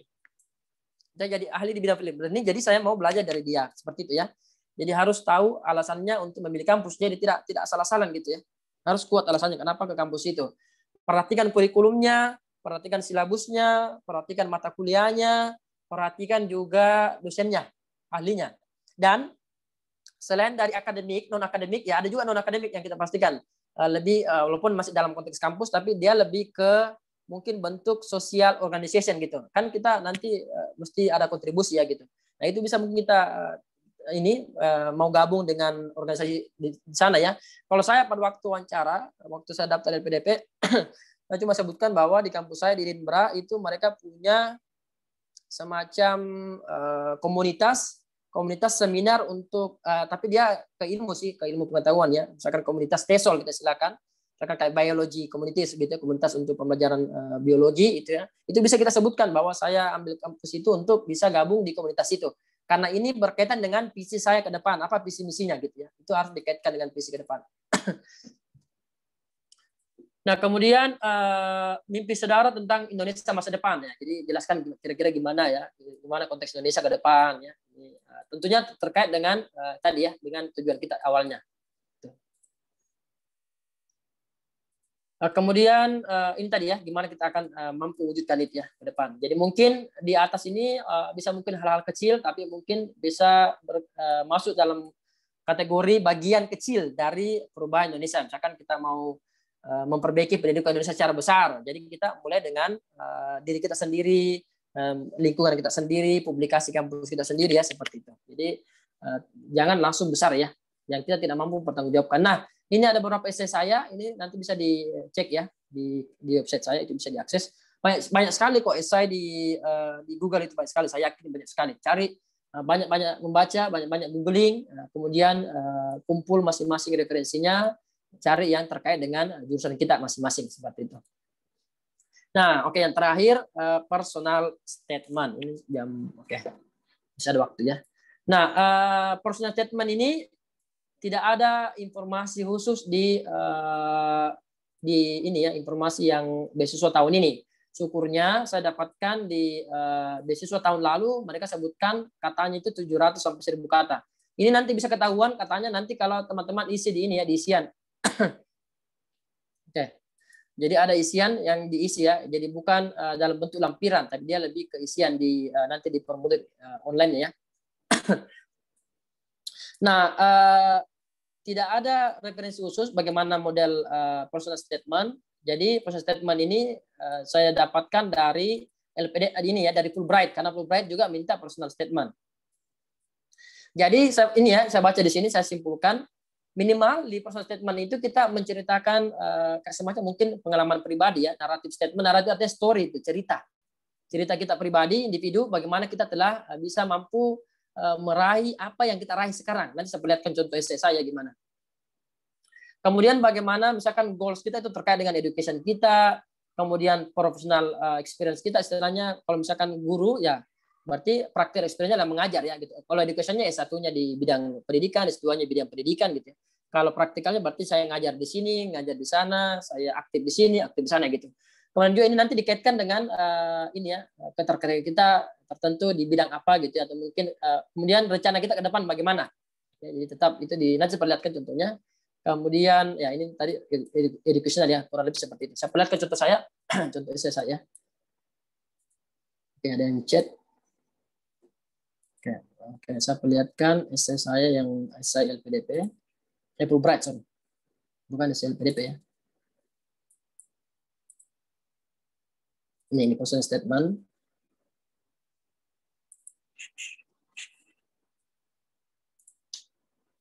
Oh iya, sebelum saya lupa, ini personal statement saya yang saya gunakan. Ya, saya gunakan pada waktu daftar S2 luar negeri. Karena kan waktu saya daftar di Bristol, di Edinburgh, mereka minta personal statement, dan di kampus-kampus lain. Nah ini bahkan pada waktu itu saya anggap personal statement itu sama dengan studi objektif atau rencana studi. Jadi memang kurang lebih pasti dia overlap lah istilahnya. Tidak mulu-mulu berarti istilahnya hitam putih, enggak. Pasti ada juga poin dari studi objektif masuk juga di sini ya personal statement. Bahkan pada waktu itu saya kampus sana minta ya saya kasih aja studi objektif dan saya lulus kok. Ya, gitu. Jadi kurang lebih minimal ambil semua ininya ya, idenya seperti ini. Gitu. Yang kalau studi objektif itu rencana studi. Kalau rencana studi kan banyak sekali contohnya. Karena tahun 2018 ke belakang itu kan rata-rata menggunakan rencana studi gitu. Kemudian kita sekarang masuk ke personal statement ya. Gimana model personal statement yang kemarin saya pakai untuk daftar Fulbright. Nah ini saya cerita sekaligus ini ya, apa terbuka ini. Jadi saya cerita bahwa saya lebih membawa ke pengalaman pribadi, kan diminta naratif statement, story tentang pribadi kita personal. Kemudian bagaimana story itu terkait dengan tujuan karir kita, tujuan kita saat ini. Bagaimana itu terkait juga dengan pendidikan kita, terkait dengan karir kita, terkait dengan professional experience kita ya gitu. Praktek pengalaman kita gitu semua. Nah, misalkan ini saya jelaskan bahwa perlu tidak saya jelaskan di sini. Oke, nggak apa-apa ya, saya jelaskan aja sini.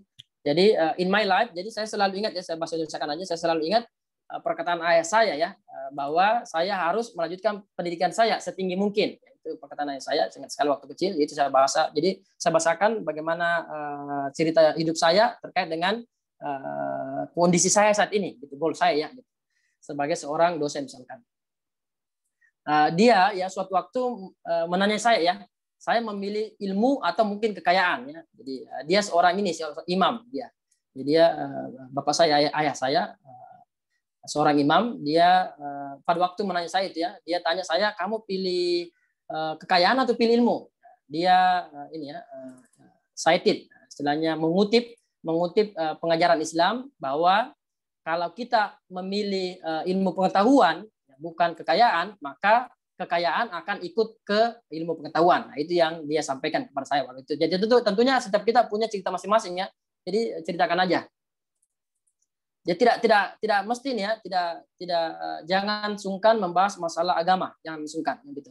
Teman-teman yang non muslim pakai juga, nggak ada masalah. Karena saya berapa kali baca statement itu bahaslah tentang ininya, budayanya, tetangganya, kakeknya, ini bahas aja, nggak ada masalah. Yang penting itu terkait dengan karir kita ke depan. Dan mungkin kita harus sampaikan ide-ide bahwa kita itu memang punya motivasi tinggi untuk melanjutkan studi. Dan kita juga sampaikan ide-ide bahwa kita selain motivasi tinggi, kita juga mampu bertahan gitu ya dengan keadaan yang mungkin sulit. Karena kan bayangkan kalau studi luar negeri, kemudian ada masalah, itu yang sampai kita tidak mampu menyelesaikan studi kita. Jadi tetap harus ada nilai-nilai yang harus kita sampaikan ya gitu. Kita misalkan kita orangnya tahan banting, kita punya motivasi yang tinggi gitu ya.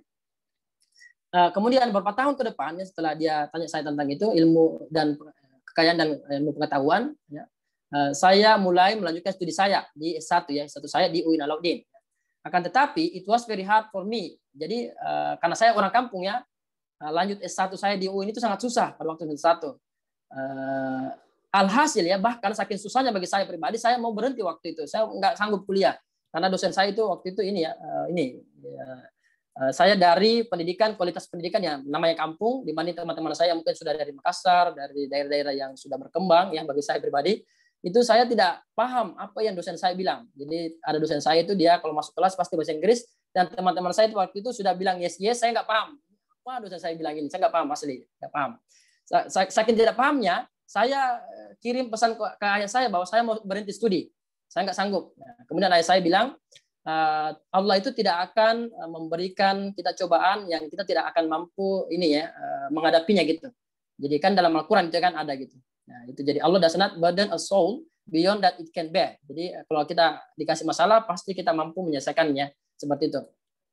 Dan pesan inilah membuat saya tenang dan tetap melanjutkan studi saya pada waktu itu.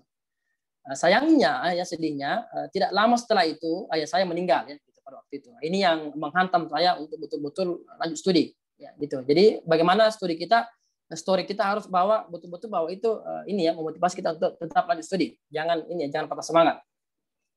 Pada waktu itu saya masih semester 1 ya. Saya kemudian pulang ke kampung ya, orang tua yang meninggal. Kemudian saya informasikan ke keluarga saya bahwa saya tetap mau melanjutkan studi saya. Tapi waktu itu terutama saudara perempuan saya itu katanya saya mungkin tidak bisa melanjutkan pendidikan karena biaya kan, kalau orang tua sudah meninggal pastinya apalagi ayah saya yang kerja, ibu saya tidak kerja. waktu itu. Jadi kalau ayah saya kerja berarti akan sulit di masalah biaya. Dan itu tentunya keluarga saya berkata seperti itu. Jadi hati-hati, jangan menyalahkan orang ya, jangan sampai menyalahkan orang lain. Saya katakan di sini bahwa mereka tidak mau memberikan beban lebih ke ibu saya, makanya mereka mengatakan itu bahwa saya tidak lagi mampu melanjutkan pendidikan saya. Gitu. Ya, pada waktu itu kakak saya sudah rata-rata selesai S1 atau mungkin sementara S1 pada waktu itu. Kemudian akan tetapi saya saya memberitahu ke keluarga saya bahwa saya cuma butuh ridho mereka, ridho istilahnya izin ya, Islamic term for approval. Saya cuma butuh izin keluarga gitu untuk melanjutkan studi saya. Masalah biaya jangan khawatir masalah biaya, karena memang pada waktu itu saya sudah niatkan untuk kerja dan memang saya kerja ya pada waktu itu. Ini saya jelaskan ke bawah. Dan kemudian saya kembali ke Makassar ya untuk melanjutkan studi saya. Jadi saya tetap ke Makassar dengan tekad ya untuk mencari dana sendiri. Jadi saya tahu bahwa saya bisa mencari dana dengan menjadi pengajar bahasa Inggris, dan waktu itu memang saya langsung mengajar di bimbel pada waktu itu ya, saya mulai bimbel. Jadi seperti ini, kalau kita mampu mengatakan bahwa kita sudah mampu mencari dana sendiri untuk membiayai hidup sendiri, itu berarti kita memperlihatkan ke examiner, ke pihak pewawancara misalkan, ke pihak yang pemeriksa esai kita, oh ini orangnya ini independen ya, istilahnya mandiri gitu. Itu berarti kalau orang tidak mandiri itu kan bahaya kalau dia studi luar negeri ya. Jadi ingat, tetap masukkan poin-poin yang penting yang kira-kira membantu kita meyakinkan examiner bahwa saya ready untuk studi luar negeri, saya tahan banting, saya punya motivasi yang tinggi, saya punya karir yang jelas ke depan, saya mau kemana, kontribusi saya kemana gitu. Tanamkan ide-ide seperti itu. Kemudian saya pun mulai bekerja keras ya pada waktu S1 saya itu, saya mulai bekerja keras untuk studi saya. Kemudian alhasil di semester 2 dan 3 saya mendapatkan A di semua mata kuliah saya ya pada waktu itu. Karena memang di semester 1 enggak seperti itu ya. Kemudian in the end of my second semester, di akhir semester 2 saya kemudian mulai mengajar di bimbel ya, sudah mulai mengajar. Sehingga dengan itu saya bisa mampu, walaupun tidak penuh ya sebenarnya pada waktu itu, tapi saya tidak bahasakan di sini bahwa tidak penuh. Saya sudah mulai mampu membiayai studi saya, membiayai hidup saya. Walaupun tetap minta bantuan sama kakak pada waktu itu ya, tapi nggak perlu kita istilahnya mulu membahasakan semua itu ya. Selama kita nggak bohong, ya, kita kan nggak bohong gitu. Since then, sejak pada waktu kemudian karena ini kan saya sudah mulai punya pengalaman, baik itu mengajar di luar kampus ya, mengajar di bimbel, saya juga mengajar di pusat bahasa pada waktu itu. Nah, dengan pengalaman ini sebagai pengajar di pusat bahasa di kampus di UIN pada waktu itu, saya mulai mengembangkan passion saya ya gitu. Jadi passion saya untuk menjadi seorang dosen ke depan. Nah, ini ingat, pengalaman kita harus terkait dengan rencana karir kita ke depan. Jangan jangan seakan-akan dua hal yang beda. Tetap bawa ke karir kita ke depan. Kan itu yang mereka cari. Nah, hal ini ya menjadi seorang dosen ini juga sesuai dengan apa yang ayah saya inginkan. Gitu.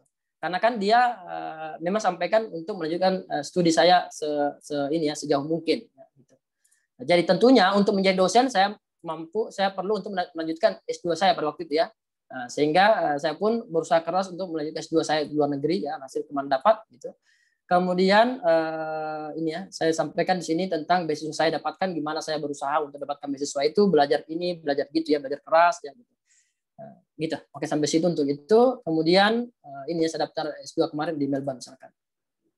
Nah, kemudian selesai itu ya untuk studi, saya lanjut lagi ke masa depan ya. Saya selalu tertarik dalam hal teknologi. Ya, bahkan mulai dari S1 saya sudah mulai main blog ya. Memang saya blogger orangnya, pada itu suka main blog ya. Sudah mulai, nah di blog saya itu sudah mulai membahas tentang materi-materi pengajaran bahasa Inggris ya, gitu. Saya bagi-bagi tentang itu. Nah, kemudian ya tidak sampai ya, jadi nanti ya saya melanjutkan studi saya di Melbourne, saya mulai belajar lagi tentang sistem learning di sana. Kita istilahkan learning management system ya istilahnya. Nanti di Melbourne University saya belajar lebih jauh lagi terkait dengan teknologi ya di sana. Nah, di sana saya belajar tentang jenis-jenis LMS dan kemudian Nah, dari ilmu ini ya saya belajar tentang sistem online learning di Melbourne. Saya mulai membuka kelas-kelas TOEFL gratis ya. Jadi itu sudah memperlihatkan bagaimana kontribusi kita lagi. Ingat, kontribusi sangat penting untuk bukti bahwa kita ready untuk negeri kita. Jadi saya membuka kelas-kelas TOEFL sampai dengan 500 pendaftar di seluruh Indonesia ya gitu. Dan itu juga it was also part of my contribution to my country. Jadi itu bagian dari kontribusi saya ke negara saya, ya, karena saya mendapatkan beasiswa pada waktu itu. Gitu. Jadi ingat, tetap bawa ke nilai-nilai yang membantu kita untuk keluar negeri. Nah, setelah menyelesaikan studi S2 saya mulai join ini ya, menjadi dosen misalkan gitu. Ini tapi ini untuk S3 ya, sampai itu aja. Nah, itu ingat poin-poinnya, gimana cerita kita itu kita bisa kaitkan dengan tujuan kita ke depan ya gitu. Pendidikan kita, pengalaman kerja kita, jangan bawa pengalaman kerja yang tidak terkait ya. Misalkan kita dosen, kita bawa pengalaman kerja kita terkait dengan MLM yang tidak ada hubungannya sama sekali, jangan bawa yang seperti itu. Kecuali ada hubungannya, kita mampu mungkin di pengalaman MLM saya pernah begini itu bisa. Tapi kalau misalkan tidak ada hubungannya, jangan bawa ya gitu. Oke, itu aja untuk hari ini. Bu Aminah masih on, Bu Aminah? Oke, silakan Bu. Tapi Bu. Oke, thank you, sir. Alright. Mungkin ada pertanyaan, mungkin sesi pertanyaan sekarang, silakan. Oke, thank you, sir. Itu tadi beberapa jabarnya dari Mr. Hakam terkait apa itu LPDP, terus seperti apa saja jenis-jenisnya, dan tadi juga dijabarkan bagaimana cara membuat esai dan personal statement. Oke, sekarang we are proceeding to the question and answer session. Jadi saya persilakan kepada para peserta untuk bertanya langsung. Ya, jika ada yang mau ditanyakan terkait mungkin ada tadi Pak di kolom chat itu atas nama Sukma. Itu Kakak mau tanya, saya alumni Bidik Misi tapi sudah lulus lebih dari 2 tahun. Namun keluarga saya memiliki kartu keluarga sejahtera. Apakah bisa saya mendaftar beasiswa prasejahtera atau bagaimana, Pak? Ya, silakan. Oke. Ya, langsung saja Bu ya, langsung saya jawab aja. Please. Ya, langsung Bu. Oke. Ya, jadi kalau kita tadi lihat persyaratannya sesuai dengan informasi di PDF-nya, di website-nya, mereka cuma sampaikan untuk yang 2 tahun itu untuk bidik misi saja ya. Nah, kalau berarti kita bukan daftar dari segi karena kita ini alumni bidik misi, tapi kita daftar karena ini ya prasejahtera gitu. Berarti bisa daftar, ya, bisa daftar. Selama ada kartunya, ada buktinya ya gitu. Bisa daftar segera. Ini TOEFL-nya rendah sekali kan untuk luar negeri. Berapa tadi TOEFL-nya? 500 ya kayaknya luar negeri. Daftar bisa Bu. Oke, jadi bisa ya. Untuk bisa. Sukma silahkan, mudah-mudahan lolos. Dicoba saja, kalaupun tidak ini ada pengalaman tadi teman-teman itu setidaknya sudah ada pengalaman seperti itu. Oke, terima kasih, Sir. Next, ada pertanyaan yang mau bertanya langsung, silahkan. Kalau ada bertanya, open mic bisa ya, silakan. Ya, silakan. Kalau misalnya malu-malu, mungkin ya bisa di kolom chat saja diketik.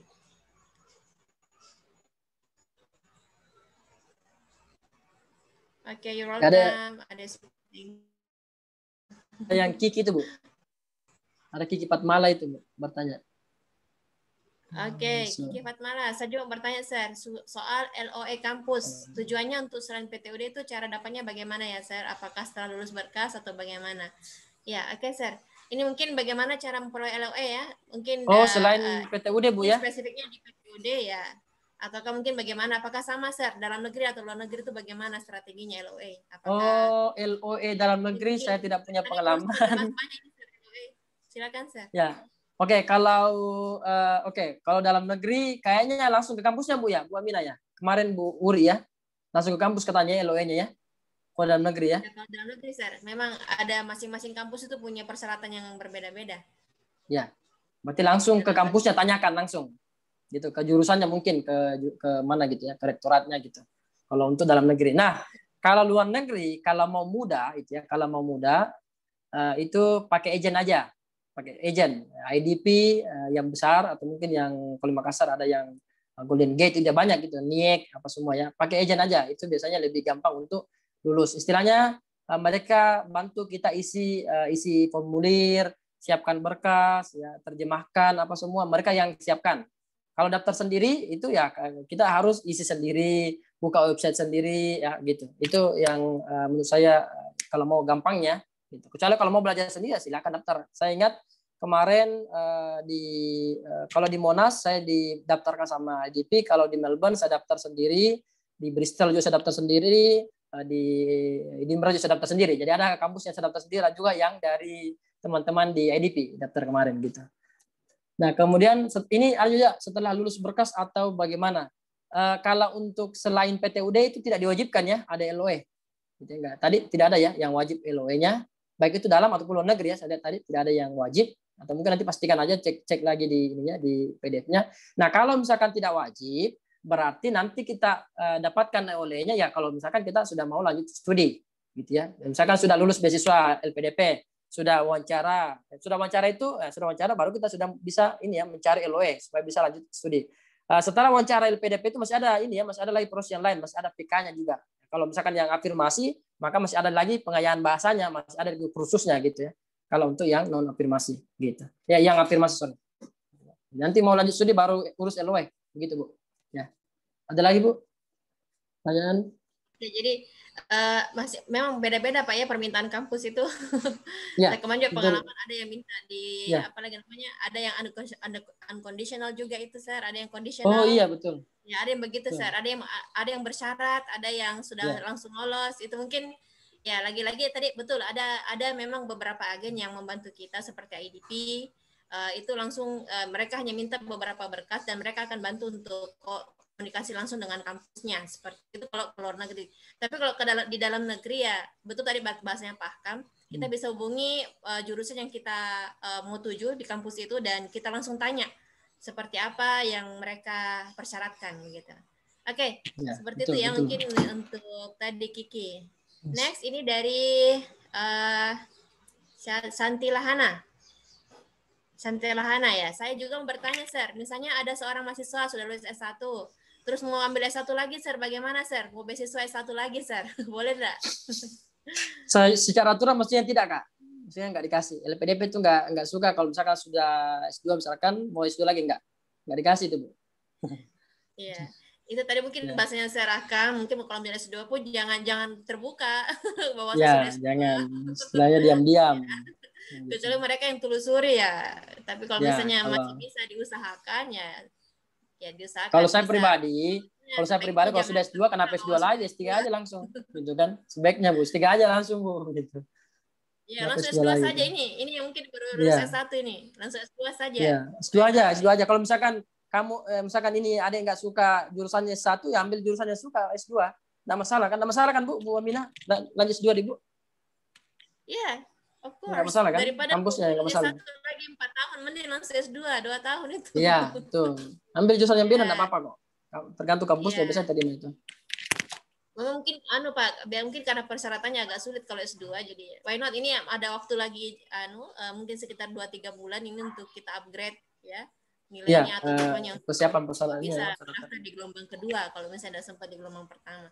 Betul, Oke, betul. itu mungkin untuk Shanti lah tadi ya. Next dari Sri Kurnia. Kakak izin bertanya, tuh IBT apakah bisa digunakan untuk mendaftar beasiswa luar negeri dan dalam negeri? Apakah semua negara menerima nilai TOEFL IBT? Oke, IBT Silakan, ya. Sir. Oke, tadi kan kalau di LPDP semua program beasiswa kalau minta IELTS berarti bisa juga minta IBT ya. Berarti bagi LPDP, IBT, IELTS itu sejajar dan memang dia sejajar.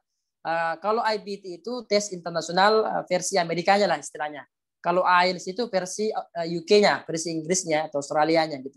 Jadi secara ini aturannya sama aja. Jadi semua kampus secara umum sudah menerima TOEFL IBT dan juga ataupun IELTS ya, biayanya itu kurang lebih mirip itu. Biayanya sama-sama mungkin 2 jutaan, 3 jutaan lebih gitu. Sama, semuanya bisa Bu dipakai.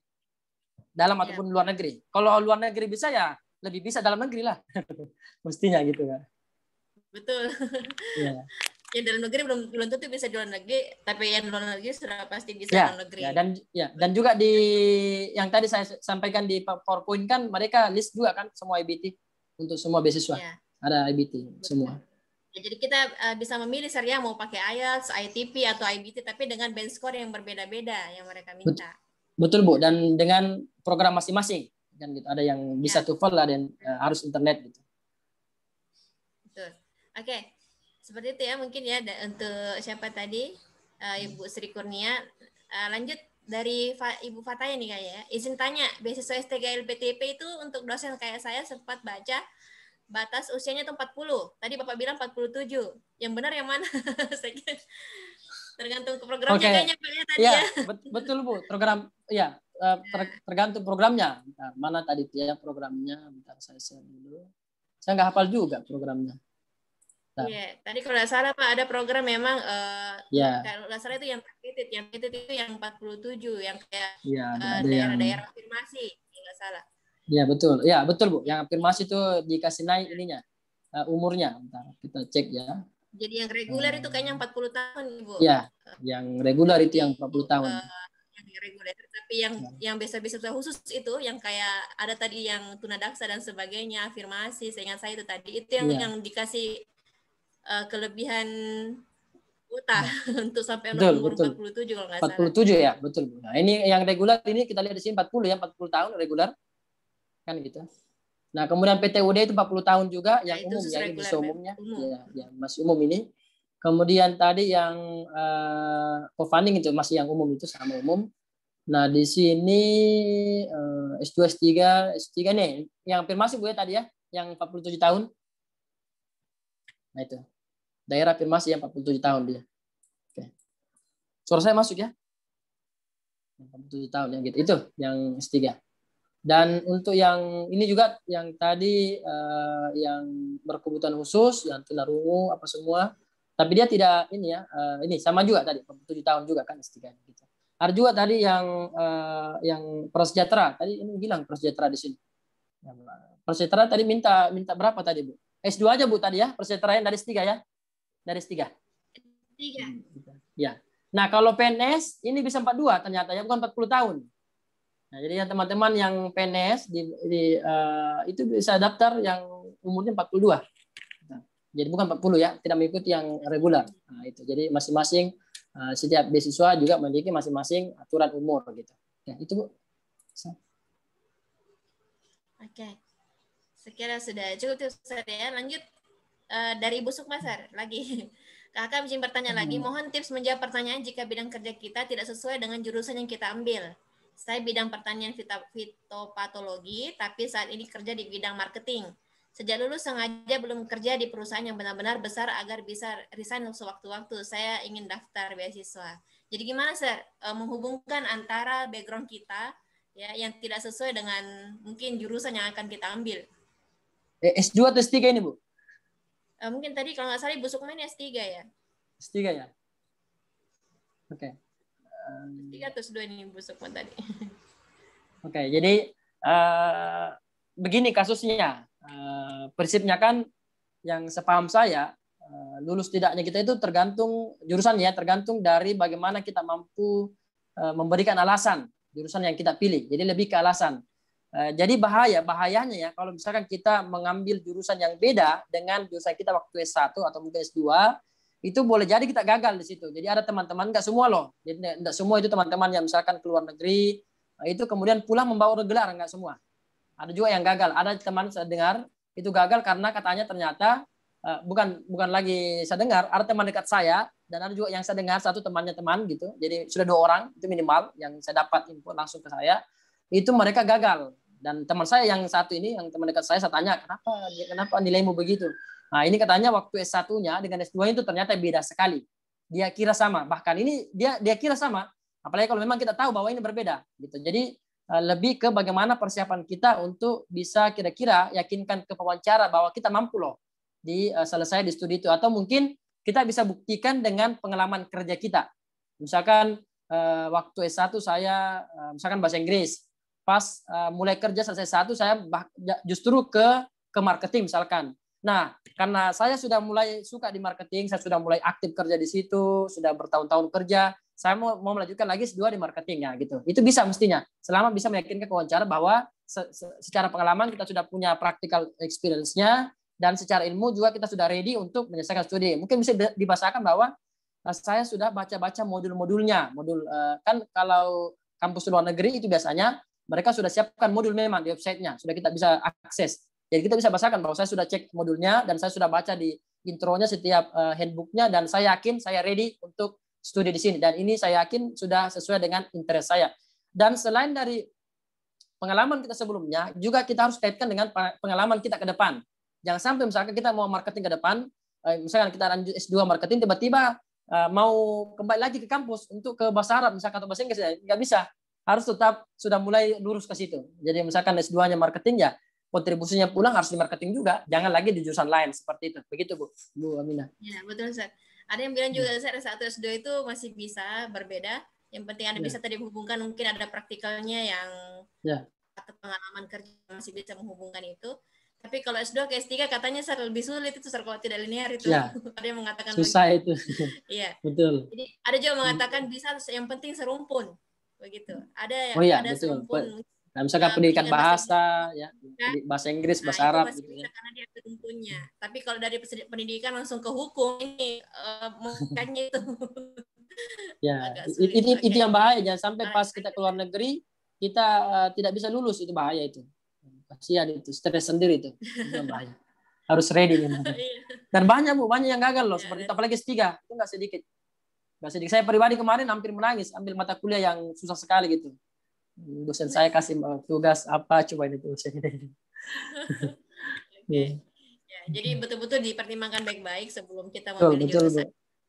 Oke, lanjut ke dari Bapak Budi Setiawan ini, Sir. Assalamualaikum Mas Akam, saya lulusan dari kampus negeri rencana mau daftar CPNS guru atau dosen Kemenak dan coba juga peluang LPDP reguler tahap kedua. Bagaimana kalau PNS Kemenak jalur beasiswa masuk ke beasiswa targeted atau beasiswa S3 Kemendikbud? Gimana Bu? Udah paham Kak?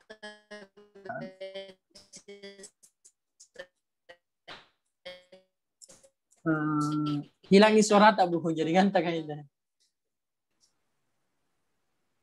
Ya jaringanku ini sorry. Iya. Ya. Bagaimana Sir kalau PNS Kemenak jalur beasiswa masuk ke beasiswa targeted? Targeted tadi S2 atau S3 itu? PNS Kemenak. Ya S3, bisa. Sir. S3 mau ke S3 S3. S3 Kemendikbud, bisa Sir. Iya, bentar saya share-kan ke dia. Bentar itu yang targeted. Ya. Kemdikbud tidak. Kalau misalkan kita basisnya Kemenak, misalkan S1 kita di kampus Kemenak, nggak bisa. Atau mungkin kita kerja sekarang di Kemenak, nggak bisa. Dia lain itu juga. Kalau kita Kemenak, kita siap-siap di Mora. Kalau yang Kemdikbud ya di Kemdikbud bisa. Jadi kalau mau daftar dosen, nggak bisa di Kemdikbud. Mestinya. Kalau misalnya kita punya IDN, itu secara sistem tidak akan terbaca. Mereka akan ada informasinya bahwa kita tidak bisa masuk di program mereka. Mereka sampaikan ke situ. Nah, karena kita tidak mampu daftar di Kemdikbud, ya, maka kita bisa, kalau misalkan PNS, berarti dua jalur bisa yang reguler. Kalau reguler kan semua, biar itu PNS ataupun tidak, itu bisa. Nah, bisa juga tentunya di jalur khususnya, di jalur PNS-nya. Bisa di sini Bu. Kalau saya sarannya, kalau yang disampaikan di YouTube oleh pihak LPDP, mereka bilang gitu. Sarannya tentunya sebaiknya di PNS karena kan pasti peluangnya lebih inilah dibanding yang reguler, kan banyak sekali orang yang daftar di situ. Gitu. Berarti itu Bu. Jadi bisa daftar PNS yang targeted, jangan ke Kemdikbud, tidak bisa itu. Mestinya. Gitu. Itu aja pertanyaannya Bu. Apalagi? Lah, Bu Aminah, suara saya masuk? Banyak saingannya kalau reguler, Sir. Ya, betul. Iya. Oke. Pak Budi bisa, kalau misalnya kita dari memang dosen Kemenak Pak, itu target di reguler Pak ya? Reguler dengan PNS yang bisa. Ya, kalau PNS ya. Tapi kalau misalnya ke Kemendikbud, memang dia punya kuota sendiri. Ya betul, kita murah Pak. Siap-siap murahnya Pak. Murah nanti ada programnya juga. Kalau di Kemenak Pak bisa murah juga nanti Pak Budi. Iya, betul.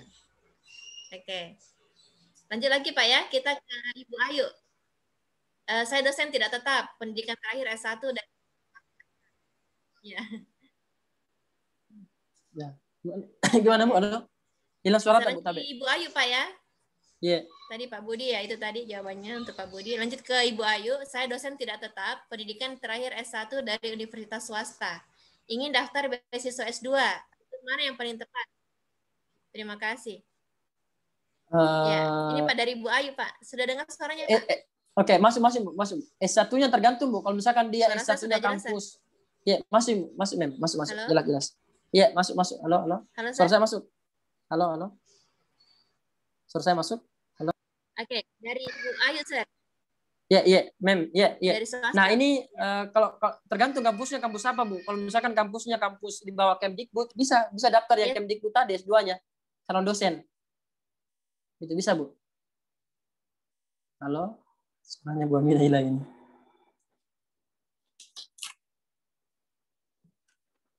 Halo, Bu Aminah. Oke, jadi bisa ya daftar tadi. Kalau misalkan satunya bukan dari Kemenak ya, berarti harus daftar di Kemdikbud. Jadi kalau teman-teman yang di Kemenak ya daftar ke ini ya, ke Kemenak juga gitu, murah. Gitu Bu Aminah.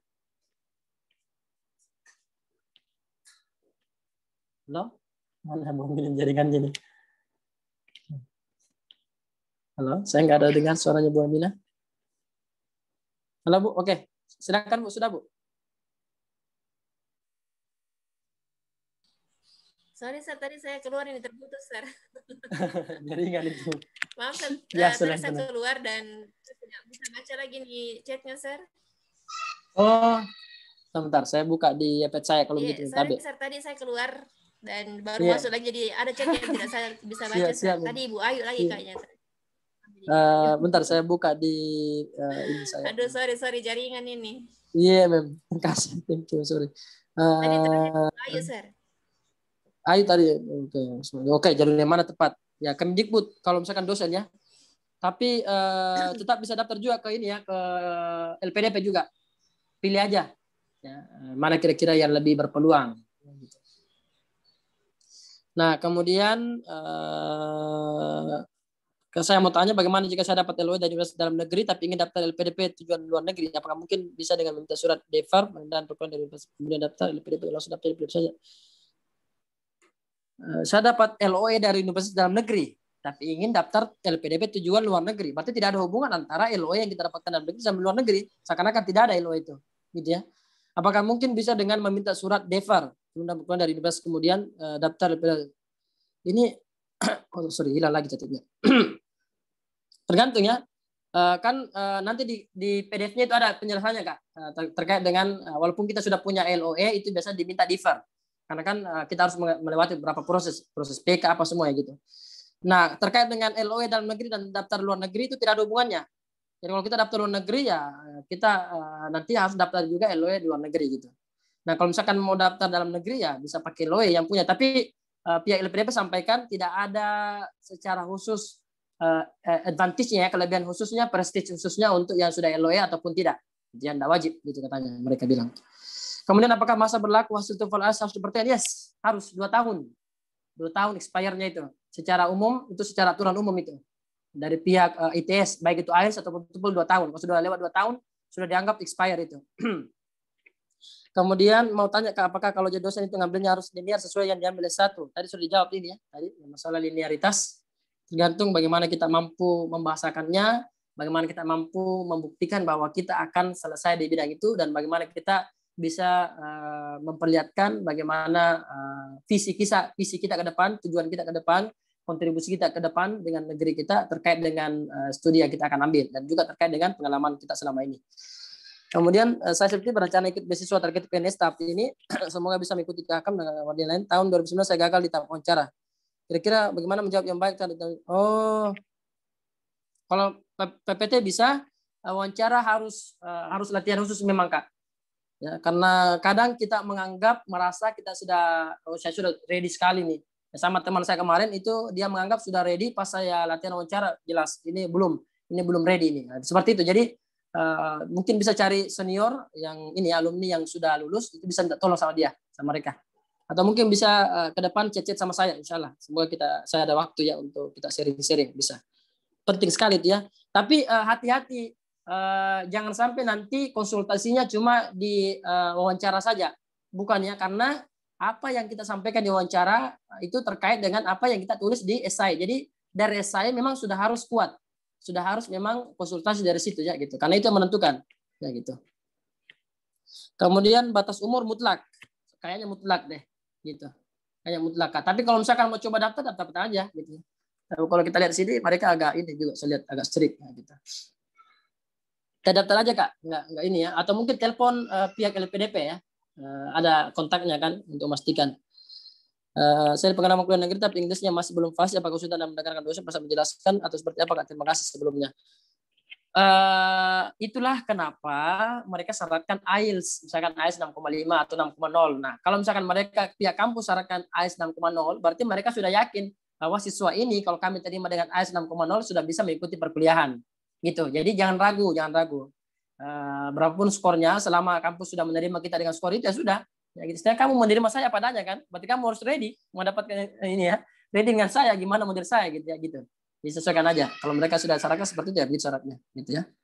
Jangan khawatir, saya pribadi kemarin saya ingat sekali sebelum sampai ke UK di pesawat saya ragu gimana ya nanti misalkan saya tiba di UK saya tidak paham apa orang katakan, tidak, aman kok.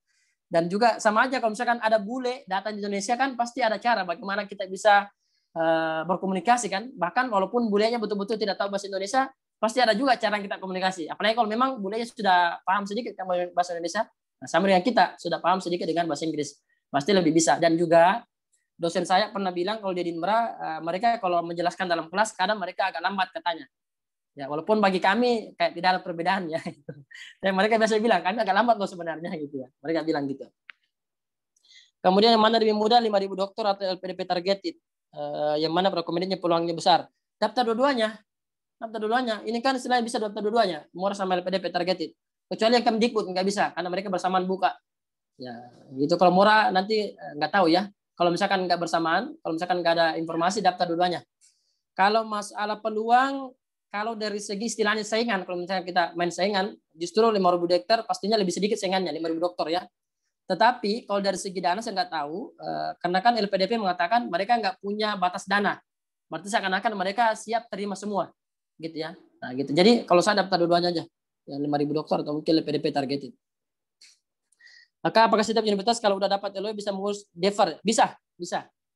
Email aja pihak kampus. DEFAR itu kita tunda ya perkuliahan kita, bisa pihak kampus bisa begitu. Selama IELTS kita nggak mati begini. Misalkan IELTS kita expire-nya tahun depan, kita defer-nya ke tahun depan. Biasanya mereka akan minta lagi kita tes IELTS gitu ya. Jadi pastikan IELTS kita itu nggak expire kalau kita defer. Kalau misalkan expire ya berarti kita harus ready untuk tes lagi gitu ya. Ya itu risikonya di situ. Oke, yang terakhir ini satu lagi Sir, untuk daftar kampus itu harusnya satu kampus tujuan saja, apakah boleh dari satu seperti tidak? Oke, kalau saya lihat di sini nanti cek di PDF-nya, kalau misalkan kayak program yang prasejahtera itu kita diminta pilih 3 kampus, gitu ya. Jadi kalau program 3 prasejahtera nanti kita pada saat isi formulir memang kita sudah harus isi 3 kampus pilihan kita, gitu. Jadi bisa ya, jadi tergantung mungkin programnya. Cek aja di PDF-nya, mungkin ada dijelaskan di situ masing-masing. Berapa yang kita harus pilih kampus, apakah 1 atau mungkin 3. Kalau targeted yang prasejahtera itu bahkan kita diminta 3 kampus ya. Oke, begitu Bu Aminah, sudah so far kayaknya sudah semua deh saya bacakan chatnya. Oke, thank you very much, Sir. Dan mohon maaf ini keluar masuk jaringannya di sini. Oke, thank you ma'am. Yes, thank you. I'm so sorry. Oke, sudah tidak ada lagi mau ditanyakan.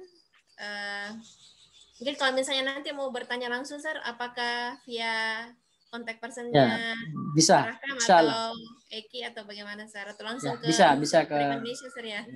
Bisa ke saya kok langsung. Kalau saya ada waktu pasti saya jawab. Kalau nggak ada waktu kan nggak saya jawab juga. Bercanda. Yeah. Chat aja. Chat di grup juga bisa. Chat di grup. Biar teman-teman yang lain juga lihat kan. Insya Allah kalau misalnya mau ditanyakan kembali, Sir ya. Aja tadi minta materi, Sir, boleh ceritanya di share. Ya, insya Allah saya share di ini mem, di WA-nya, di grup WA insya Allah. Ya, saya share di grup WA mem, insya Allah. Ya, saya kira sudah tidak lagi Sir ini pertanyaan dan alhamdulillah mudah-mudahan forum kita hari ini bisa bermanfaat dan mudah-mudahan yang hadir hari ini bisa lulus semuanya. Amin. Ya, rata-rata lulus. Amin. Amin ya rabbal alamin. Oke, thank you semuanya. Alhamdulillah and thank you very much Sir for the insightful explanation ya, dengan sharingnya pengalamannya semuanya, dan insya Allah apa yang kita dapatkan hari ini bisa kita coba ya. Nothing is impossible, kita coba saja karena memang jalan-jalan untuk lolos beasiswa itu berbeda-beda setiap orangnya. Insya Allah kita berusaha saja. Thank you. Saya kira cukup dengan membaca Alhamdulillah Alamin. Oke, thank you ma'am. Makasih banyak ma'am. Kalau misalnya belum berani ya, khusus di Edinburgh ya. Kalau misalnya ada yang mau memperdalam bisa kursus di Edinburgh ya. Itu di situ bisa kursus online Sir ya. Mungkin masyarakat bisa jelaskan mungkin Edinburgh itu kayak gimana Sir?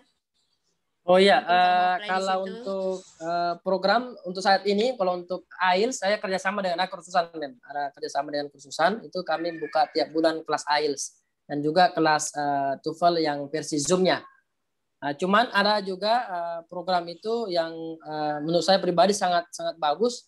Yang program sekarang yang kami punya di Edimulp itu ada program memang khusus pembahasan soal, soal full sama pembahasannya. Kalau untuk structure sekarang itu sudah 30 soal penuh, dan pembahasan itu sangat sangat membantu tentunya.